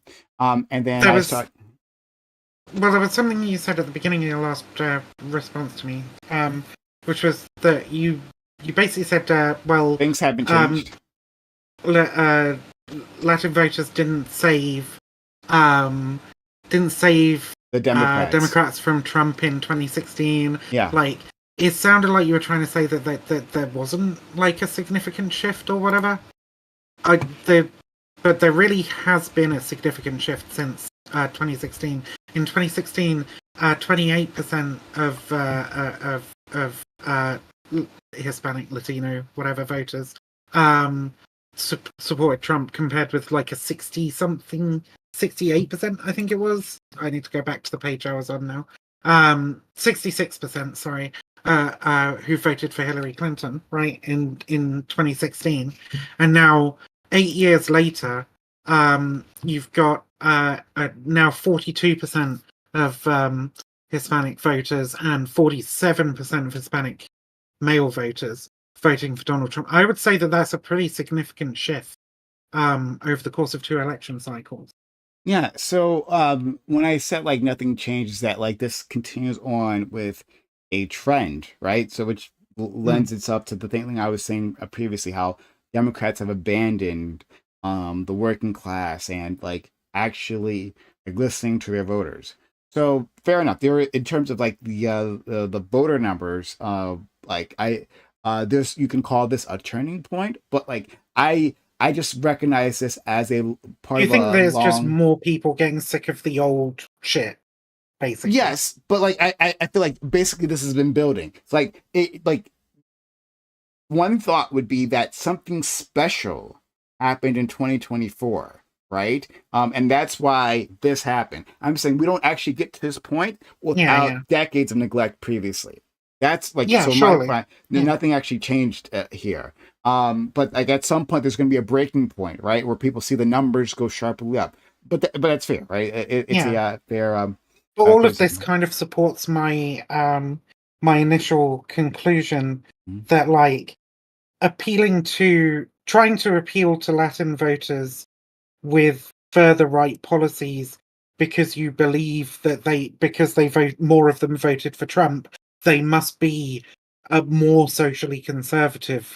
That would be the wrong course of action, right? The right course of action would be to better engage, to start treating the Hispanic community as a varied diaspora rather than a homogenous community. Mhm. And like, and it would still support like basically all the points I made about like the Democrats not effectively communicating with Hispanic voters, and Yeah. the Republicans obviously managing to do that better somehow. Yeah, so this ties in with a larger point. Like I said, I want to expand this conversation, but what you've just done sets it up quite well. Because um excuse me. Yeah, I think that uh you talked about, is there a new impetus to at least it sounded like you're talking about a new impetus to shift to the right here. I would say, they've been doing this for a long time, actually, right? That like they have thought, because of like the triangulation that happened under Bill Clinton, right? Even before within the Democratic Party, saying that the way to win is to go Republican light, to push Mm, forward vaguely socially progressive issues, right? But then economically continuously give ground to Republicans. And that sort of thinking has infected them and only helped like accelerate in recent years, I think.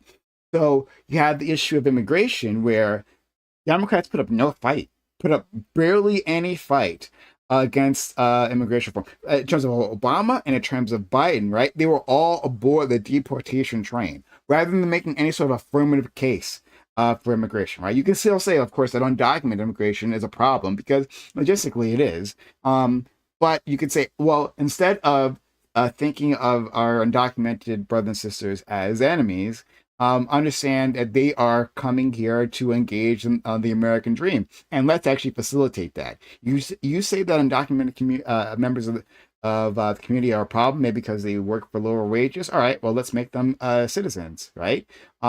Let's or give them a path to citizenship. That helps alleviate that, right? Where they can start getting the rights that everyone else has, and then like their cost, their labor goes up, and then they're competing with you.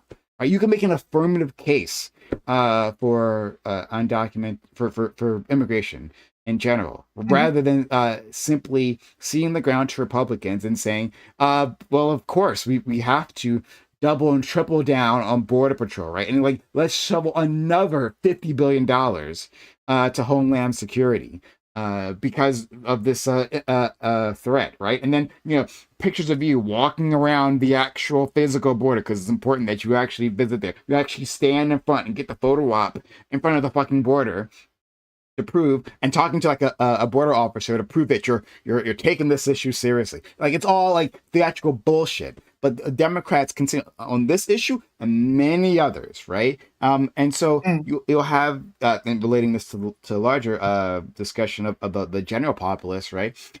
There's this quote from Schumer, right? Chuck Schumer, the Senate Minority Leader at this point, where I think it's before the last. I'm pretty sure it's before the last election, where he's like confronted about like a like the Democratic Party being unresponsive to a certain group of voters. Right? I'm not sure if it's Israel Palestine or if it was something else. I forget exactly which. Right? But there's a rightward shift in the party, and he says, well, for every voter, a blue collar voter we lose, we gain 2 voters, like in the suburbs of Philadelphia. That like Mm. they are looking towards these groups, right? So these are our northerners that you're referring to, right? These are Yeah. individuals who um, some of them either used to vote Democrat or are just like independent leaning, whatever, right? The thing is, Yeah, I just don't think it worked, right? it doesn't. Yeah, exactly. So what happened over here in the United Kingdom, right, is that the Labour Party won the next election, right?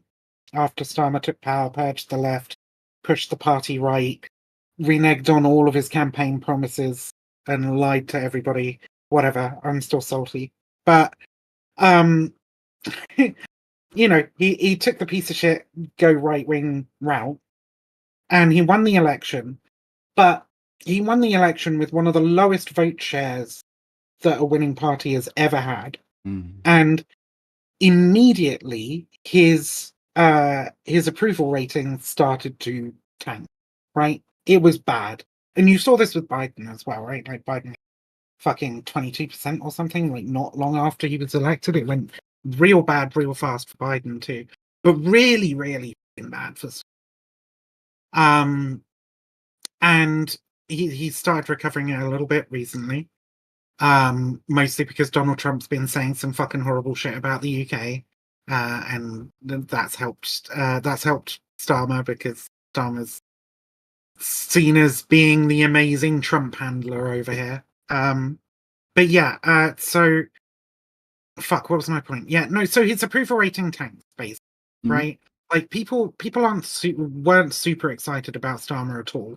I would argue they're still not super excited about Starmer, even though his approval ratings were recovering a little bit in the last month.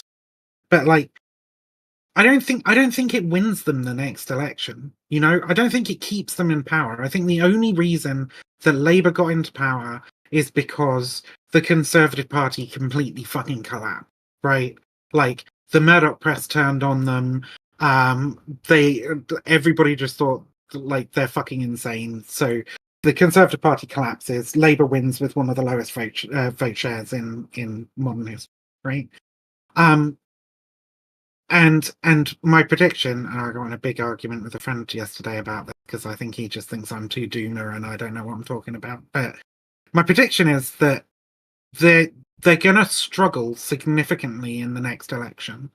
I think they're probably gonna lose it, and I think that there's a good chance that if they lose it, they could end up losing it to the Reform Party, which are like which are like further right than the Conservatives, right? Like a scary fucking far right.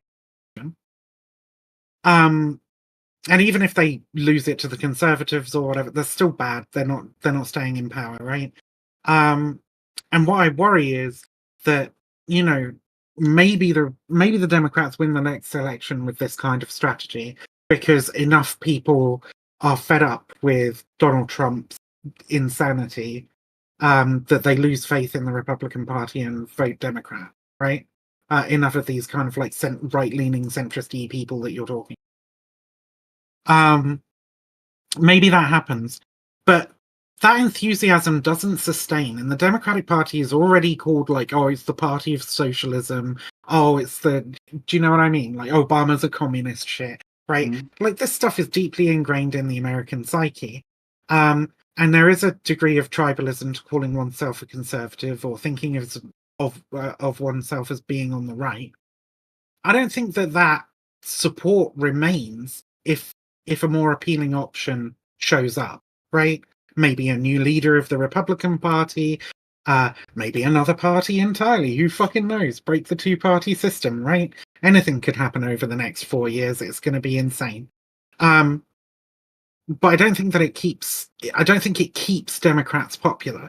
I think you've got an established party identity and brand, and when you try and shift away from that to appeal to people, to be Republican light. Why would they choose Republican light over They would choose Republican? Republican. Exactly. That's exactly where I was going previously. Instead, like if you're trying to appeal to people who are more likely to vote Republican, and you give them Republican light, well, if they have to choose between a watered down version of the real thing, they're going to choose the real thing, especially the thing that they've been voting for Yeah. previously. If you're giving them an alternative, give them an alternative. Say, like, this is my contrast, right? These are issues that I know that you care about. Here's my plan. Compare that to their plan. Not instead of saying, well, their plan is right, but just a little too extreme, I guess, maybe, right? And so I'll give you some watered down a bullshit version of it. So yeah, I'm completely on board. This is exactly what I'm trying to say. That there's been this long time shift within the party that has led to this, and furthermore, which we're saying in terms of like it doesn't win them it doesn't sustain enthusiasm. This is exactly it. Exactly this, right? Like the next election is for conservatives, the Republicans, to lose rather than Democrats to win. Because at least as of now, there is no change within their policies. There's no shift. There's no adjustment there, right? The party is just like doubling, tripling down on the thing that just didn't work. It's not actually addressing the issues, and there's a myriad number of issues, including Israel, Palestine, that they just simply refuse to address. Their message here, that their thought is like, oh, we were still too woke, even though They really weren't that woke. Harris, she abandoned the trans issues. Abandoned is probably too strong of a word, but at the very least, she never mentioned it. She like refused to talk about it, right? Over the campaign, like in this, and it wasn't like there was like a massive push among like the other rank and file Democrats either. Of course, they weren't. Now the Republicans, of course, being the masters of like narrative setting, like said otherwise about them. Said how they're like deep in the gender ideology train, and they're socialists, right? Like ingraining those things within the public psyche that they do. But on the other side, the Democrats, they don't know how to respond. They don't know how to set those trends. They had a moment where they were going to, in terms of a vice president nominee, Tim Walz, right? When he was talking about like how weird the Republicans are, like it's weird that they focus on kids' genitals, right? Like that's a big thing over there. Did you notice that, right? That's super weird that they do this. That was an interesting talking point, and it immediately caught fire, right? In the Harris campaign, because of her brother-in-law. Harris has a brother-in-law who's like a corporate type, right? A multimillionaire. He told Harris and some other her political advisors, "Hey, that's like that kind of language is too divisive, and you need to tone that down." And she told Tim Walz to shut the fuck up about that. We can't call the Republicans weird, right? My donors don't like that. So instead of actually trying to draw a division and paint a narrative, you have to paint narratives for people because they don't follow politics like us, like we do, right? You have to give them simple narratives to follow that like illuminate, right? Like the truth. And the Democrats refuse to do that. Joe Biden, what he does, right, and what others do, he's not the only one, right? But like President Barack Obama did this as well, is that they exceptionalize the Republicans. So they'll say that Donald Trump is a deviation from real Republicans, like conservatives that we used to be able to work with, right? They'll say the Republican Party He is the now. Republican Party now, though. They say that about the Tea Party, and they're saying it about MAGA now, right? That these parts are like a deviation. They're extreme, right? We can't wait till the Republican Party wakes up and becomes the proper partners that we used to have. It's always been bullshit. These are the same exact people. They are expressing their ideas differently, but this is the same group. And rather than drawing a card contest and saying Republicans are the problem, here's why, right? And Trump is a symptom, not the cause, right? Of this rot. Instead of actually addressing that and making that clear to the American public, they're like, well, I actually do. I appreciate my friends across the aisle, but they just kind of lost their way. They've been snake charmed by Donald Trump. And if only you don't vote for that extremist, well, then we'll be fine. Well, that doesn't tell the average voter that, like, voting Republican isn't an option. right? That how extreme their ideas are and what their support is. It doesn't tell them to do that, and so they're open to doing that, and some of them actually will. Sorry, that's a lot. Now, it's been 3.5 hours. I think there was one person who was trying to get in earlier, unspoken or whatever. I don't know. I didn't see. I thought they couldn't get into the Discord or something. Yeah. My end manually entered the code and it works. Ignore me. Okay. I don't know if they were trying to get on the panel or not. But if they are, I don't know. Now might be a good time because I don't know how much longer I've got left in me. I also need to go and grab some water and a cigarette. So if I could take a short break, that would be grand. Sure, go ahead. Right, or if you need to end it, it's fine as well. If you have to go, that's okay. Well, it depends. So anybody else wants to pop in, maybe I'll have enough energy. But yeah, let me go grab a drink. Okay, do that. I can rant for a bit about how much I hate the Democratic Party, and yes, you can join in if people want to. Again, exclamation point Discord if you want to be part of the Discord and connect. Want to connect your Twitch account to Discord so that it can recognize that you're a member subscriber. Subscribers can jump right at his VC. This VC is locked, but subscribers can jump right in. Instead, if you're not a subscriber for now, you can go into the waiting room, and I can pull you in. But consider supporting the channel if you like. But yeah, so back to what I was saying is that yeah, Democrats have been failing for a very long time. And again, like going back to my vote, or lack thereof for president. I did vote, but I just didn't vote for president. Like I'm not the only one. And there are plenty of people who felt that their issues were not being addressed. And this is again a symptom of the scorn Democrats have for their constituents. At some point, there has to be a course correction. Right, so I had to get off the Democrat train when they wholeheartedly backed the genocide. That's just too much. That's just too much for me. It's too much, and I won't accept it. Other people, I understand, like have other priorities, and felt that they still needed to vote for them, and like I mean I get it, right? But like the narrative that the Republicans are so awful that you must vote for us, right? That's all the Democrats have to offer. That's all they have to offer. Literally nothing else. Are these people is the game plan. Like we must talk about how Donald Trump in particular, he happens to be a monster, right? And whoever replaces him in the next election will also be a monster, whoever it is, right? And then what the Democrats will do, they'll threaten you. With Republicans. Where you see, I mean, you just survived another 4 years, and aren't they crazy, right? And so you better vote us into office rather than offering a proactive message, right? Saying this is how we're different, this is how we're going to change your life, and this is how we're responding to you. There is a level of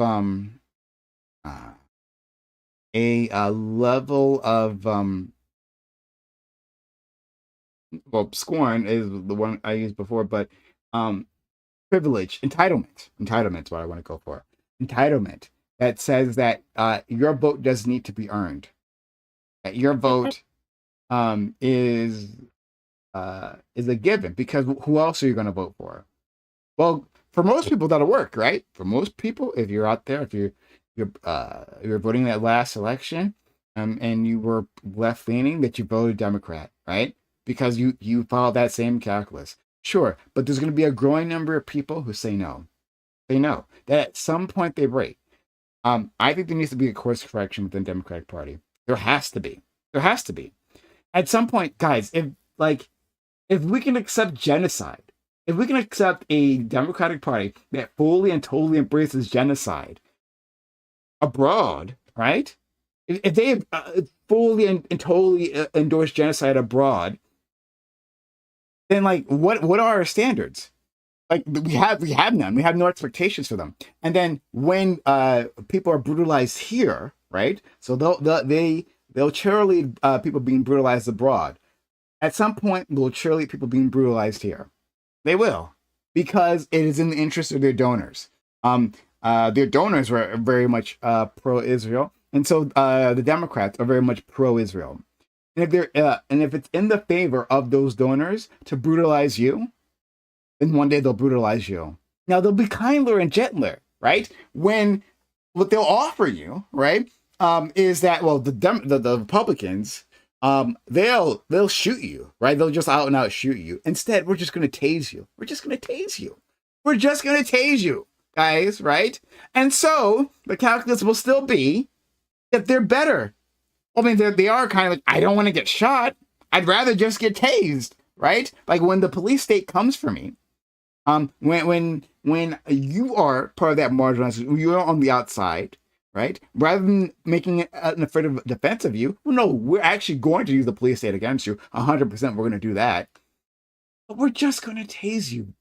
Like it's like not that big of a deal, right? Right? The Republicans, they want to shoot you. Okay, like the difference is clear. And this sounds, I know this sounds ridiculous, but this is literally what they've been offering us. They've offered us a kinder, gentler genocide in Israel-Palestine. Like, it always starts abroad, or it starts with a marginalized group, one or the other, right? When we see repression, they start with a group that the public is ambivalent about, that is repressed. And then they test, right, to see how much they can get away with that. But eventually they always bring it home. They always bring it to the rest of you. If this is all the Democratic Party has to offer, then no thank you. Then we either have to reform the Democratic Party, which I'm in favor of, right? Or a new party, one or the other. But I'm telling you, if you just keep voting blue, no matter who, that means you'll accept anything. You'll accept the genocide.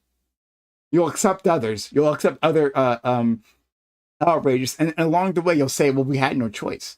The Republicans were worse. We had no choice. And so we have to accept the slop from the Democrats. We must. There is no other choice. We have to. And like you'll see as your position, if you could actually like, take a water level here, right? At some point in the past, at some point in the past, like if you had like gone back and said like the Democrats were gonna do what they did over the last 2 years, wholeheartedly supported genocide, at some point in the past, you would have said, no, that's impossible. And that did happen. There's no way I'd support.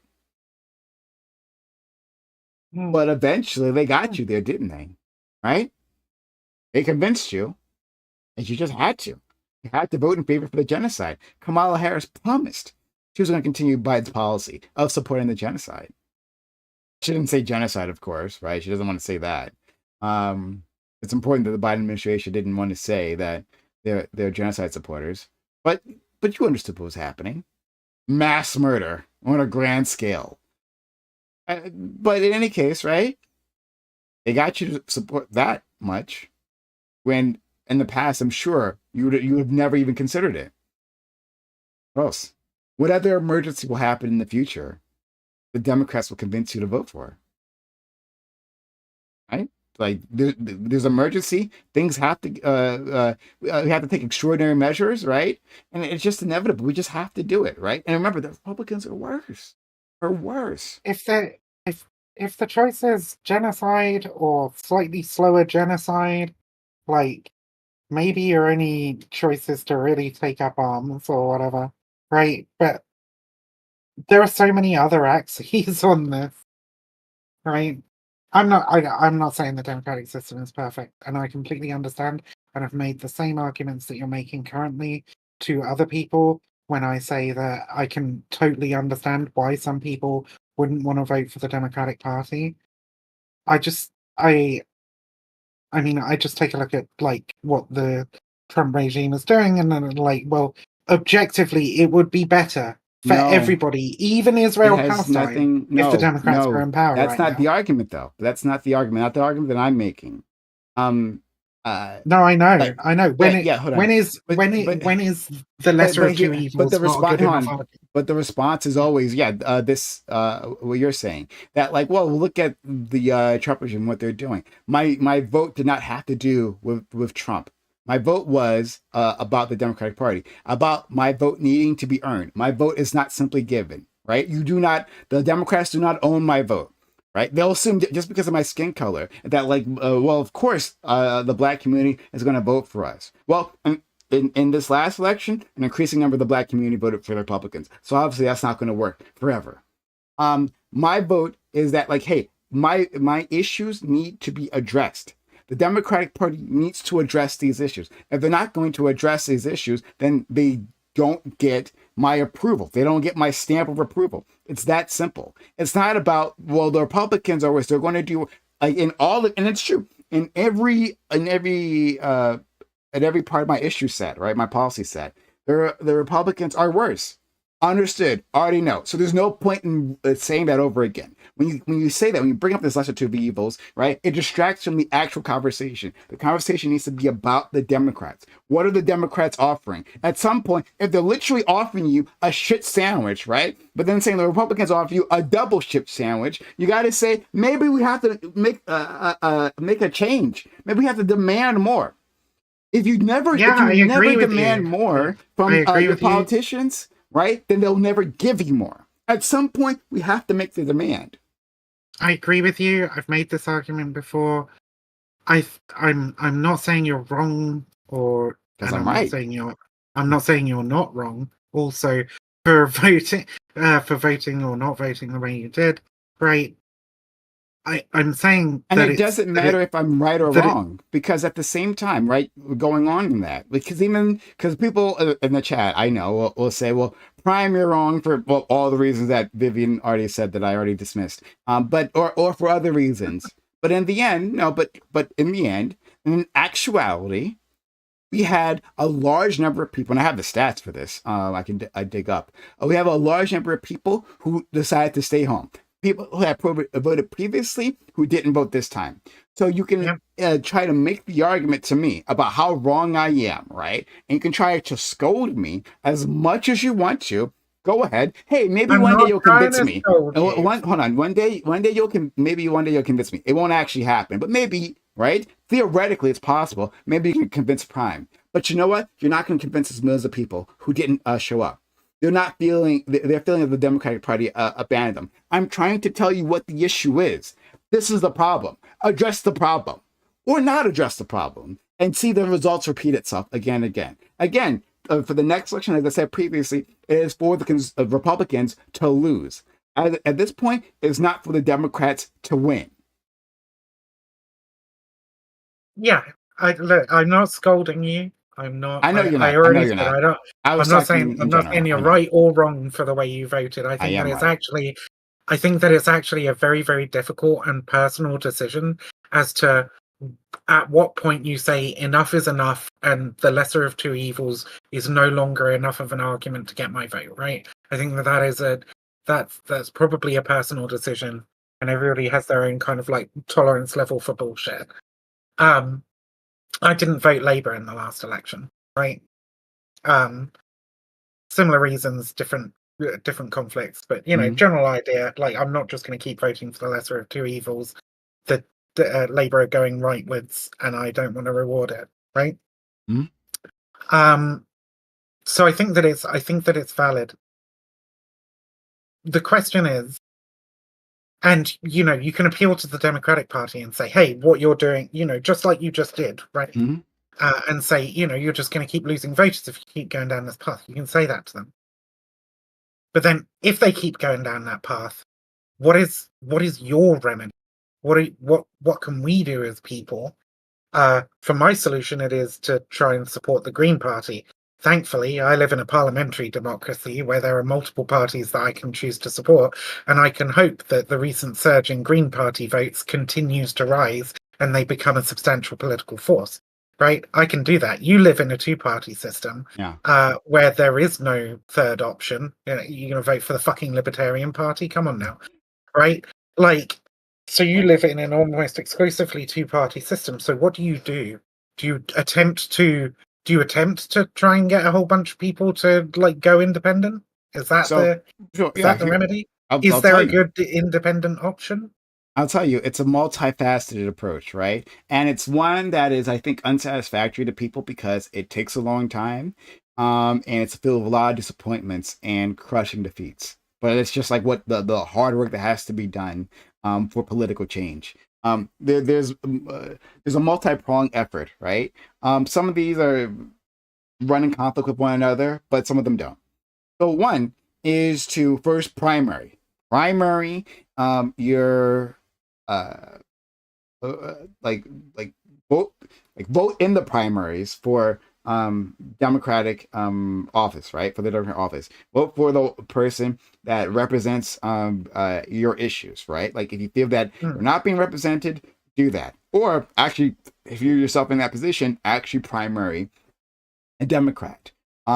That we on the left need a wide spectrum of primary battles where we are getting these people out of office, right? People, the corporate Democrats whose only constituents are the corporations that donate to them. If we're not Hmm. actively getting rid of them out of the office through the primary system, it's already too late by the general election. It's too late by that time. Hmm. If that's when you're paying attention, you've already lost a battle. Then you just have to, as we did with Harris and Trump, you have to accept one or the other. Before then, with the Harris situation, we didn't get a choice. Thanks to Biden, of course, right? Genocide Joe. Yeah. We didn't get that chance. But in general, we got to go through the primary system and do the hard work of changing the Democratic Party slowly. And again, this is a process that takes decades. It simply does. But at the same time, let's say your locality that there was no primary challenger, at least not one that's better, or there was a primary challenger and they lost, or what have you. And you got same old within your locality. Well, then yeah, consider voting for independent. Like we do have a Green Party, and there are some other smaller ones as well. And you could throw your support behind them within the general election. And that's one path as well, right? Because at some point, if we build up the Green Party, they'll have enough support to not necessarily be president, but be able to affect change, be able to leverage your position against the two party system, most specifically the Democrat. Okay, so there's that. However, electoral politics, right? At least from the standpoint of the voters, is a blunt instrument and a literally like your last resort. Before then, and again, people aren't going to find this satisfactory. We actually do have to build community ties with one another. Now, this can come in all kinds of forms, right? I think the best form is through labor unions. We need to increase labor union density in the United States. That's actually critical. It's not optional. It's Hmm. critical to the project. Labor unions are a fantastic way of disseminating information to individuals, right? It's like get to talk to people and relate these issues to their economic well-being, right? To their livelihoods. Let them know how politics actually affects them. Like that's like labor unions have traditionally filled that role. We don't have, at least not now, anything that replaces that. And not only that, of course, like the idea of like banding together and challenging the powerful, that practice in and of itself translates to other organizing. So unions can be themselves a focal point of further organizing in other issues, right, beyond the All the workplace. all this stuff is cool. Um, Mhm. I think some of it more effective than other bits, but regardless, it's all cool. What I worry about is I think that there's a lot of people who are just fucking checking out, man. They're Yeah. like, okay, the Democratic Party has gone too far for me. I'm not doing the lesser of two evils thing anymore, Mhm. and they're just fucking checked out. Then, right? Like, I don't think that that is a good choice morally, right? Because at that point, you're basically saying, I have the choice to mitigate some harm. I'm not going to do it based on whatever principle I have, however noble it is. But I have absolutely no long term plan for greater mitigation of harm in the future, right? Like, if you're going to stop voting Democrat, I feel like you've got to have some idea of how, that's going to result in better things later on down the line, rather than just checking out. But yeah, I mean, that's if my you're answer. talking to normie individuals with normie views on this, well, then I agree.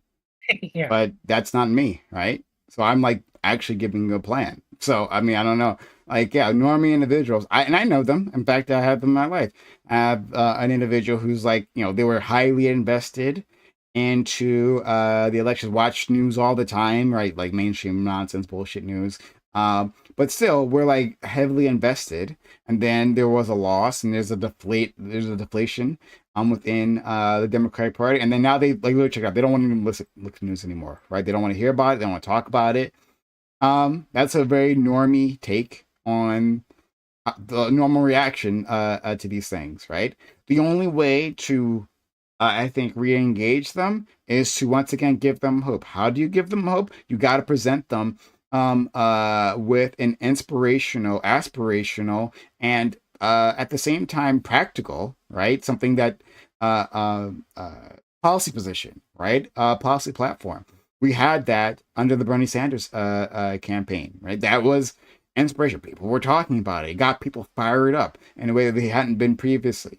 We need that again under someone else. Bernie Sanders is too old and also too nice to do that.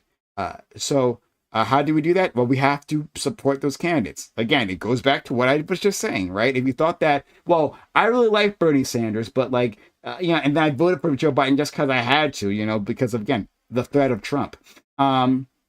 If that goes through your mind, well, then how do we get the next Bernie Sanders? How does that happen? Bernie Sanders, he's in his last term. He's about to quit, right? We need to find another one of those. And how do you do that? Primary Democrats, right? There's going to be a corporate Democrat there. We need to move them out and find those inspirational people. They exist. They're out there. But if we're not actively supporting them, then nothing's going to happen, right? And then from there, we need to be engaging people within the community, right? It starts on those community interactions where we can one-on-one, you can engage people, like the person I was talking to. You can talk to them personally, let them know what's happening. Hey, there's a politician who I think you might actually be into. They're going to be exhausted. They're going to be demoralizing. I don't know. Like, we tried it, it didn't work, right? No, hey, actually, let's listen. Let's go to a rally. Let's you and I go to a rally. Let's listen to see what they got to say, right? Simple things like that. That when you are there to act as a representative, there's a term I'm missing here, and to or tastemaker, right? You can actually make that change, but it's a long, hard road. It is what it is. There is no simple answers to this. Like, I'm sorry, Hmm. unsatisfactory. Like I said from the start, like people want immediate change. Well, what do we do for the next election?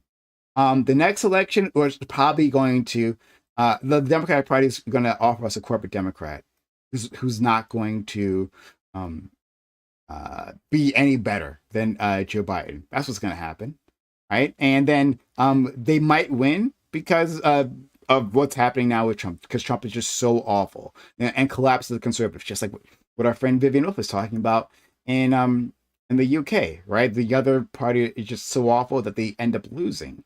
And then they'll take from that as to saying, well, we've just course corrected. We've done enough, right? Yeah. And then once again, they'll that means we don't have to change anything that we've done. They'll continue to neglect. They won't offer you the things that you want, like $15 minimum wage. They'll maybe say so in the campaign, but then they'll hit a single roadblock when they're in office, and they'll abandon it, and then you'll be deflated once again. This level of abuse will just keep happening. That's what's going to happen in the next election. But as that's happening, yes, we can be organizing, and yes, is the long-term plan, decades long. All right.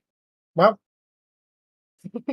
I'm sorry. I am fucking exhausted. I think I'm probably gonna have to call it there. Sure enough. Yeah, It's a shame. There are a lot of people chatting, but not many people. it's the Come on. way It was very nice to see. when I first did these open panels. It also took a long time for people to actually join in. You did like a great work here. You know, letting people watch and see our conversation. And so maybe next time one of these individuals will be like, hey, I want to be a part of this too, right? So it's just gonna take a long time. But thanks, Wolf. I hope we can do this again, maybe next week. I don't know. If you're Yeah, up for it. pretty cool. Yeah, and we could talk about Sure. whatever. I want to have more of these streams for you. Also, if you are out there, if you are enjoying this content, consider supporting the channel, following the follow button. Right, if you haven't done so yet, hit the follow button right now. If you're on YouTube, then hit the subscribe button. Consider supporting this channel any way you can. That'd be much appreciated, so I can keep bringing you this level of content. But yeah, we'll head out. Let's see who I can raid out to. Well, my computer's being slow. I do apologize. Hold on. Oh my God, please change the tab. Hold on. 1 second. Okay. So, raid. Let's see who we're gonna raid. He seems. I raid attractive women. It's kind of like a thing that I do. Because for reasons I'm sure it's inscrutable. I'm sure you can't figure it out. So I just like go through and look to see if there's okay. Yeah, this person. That's fine. I'm gonna raid this person. So let's start the raid. Oh my God, please. Okay. 1 second. it broke. Who is this? I don't know. I'll raid this person. Let's try another one. Start raid. And I raid them. Start raid. Okay. Starting. 10 seconds. Counting down. Ever so slowly. And on here. On. Eventually, gonna go. And then I can do the raid.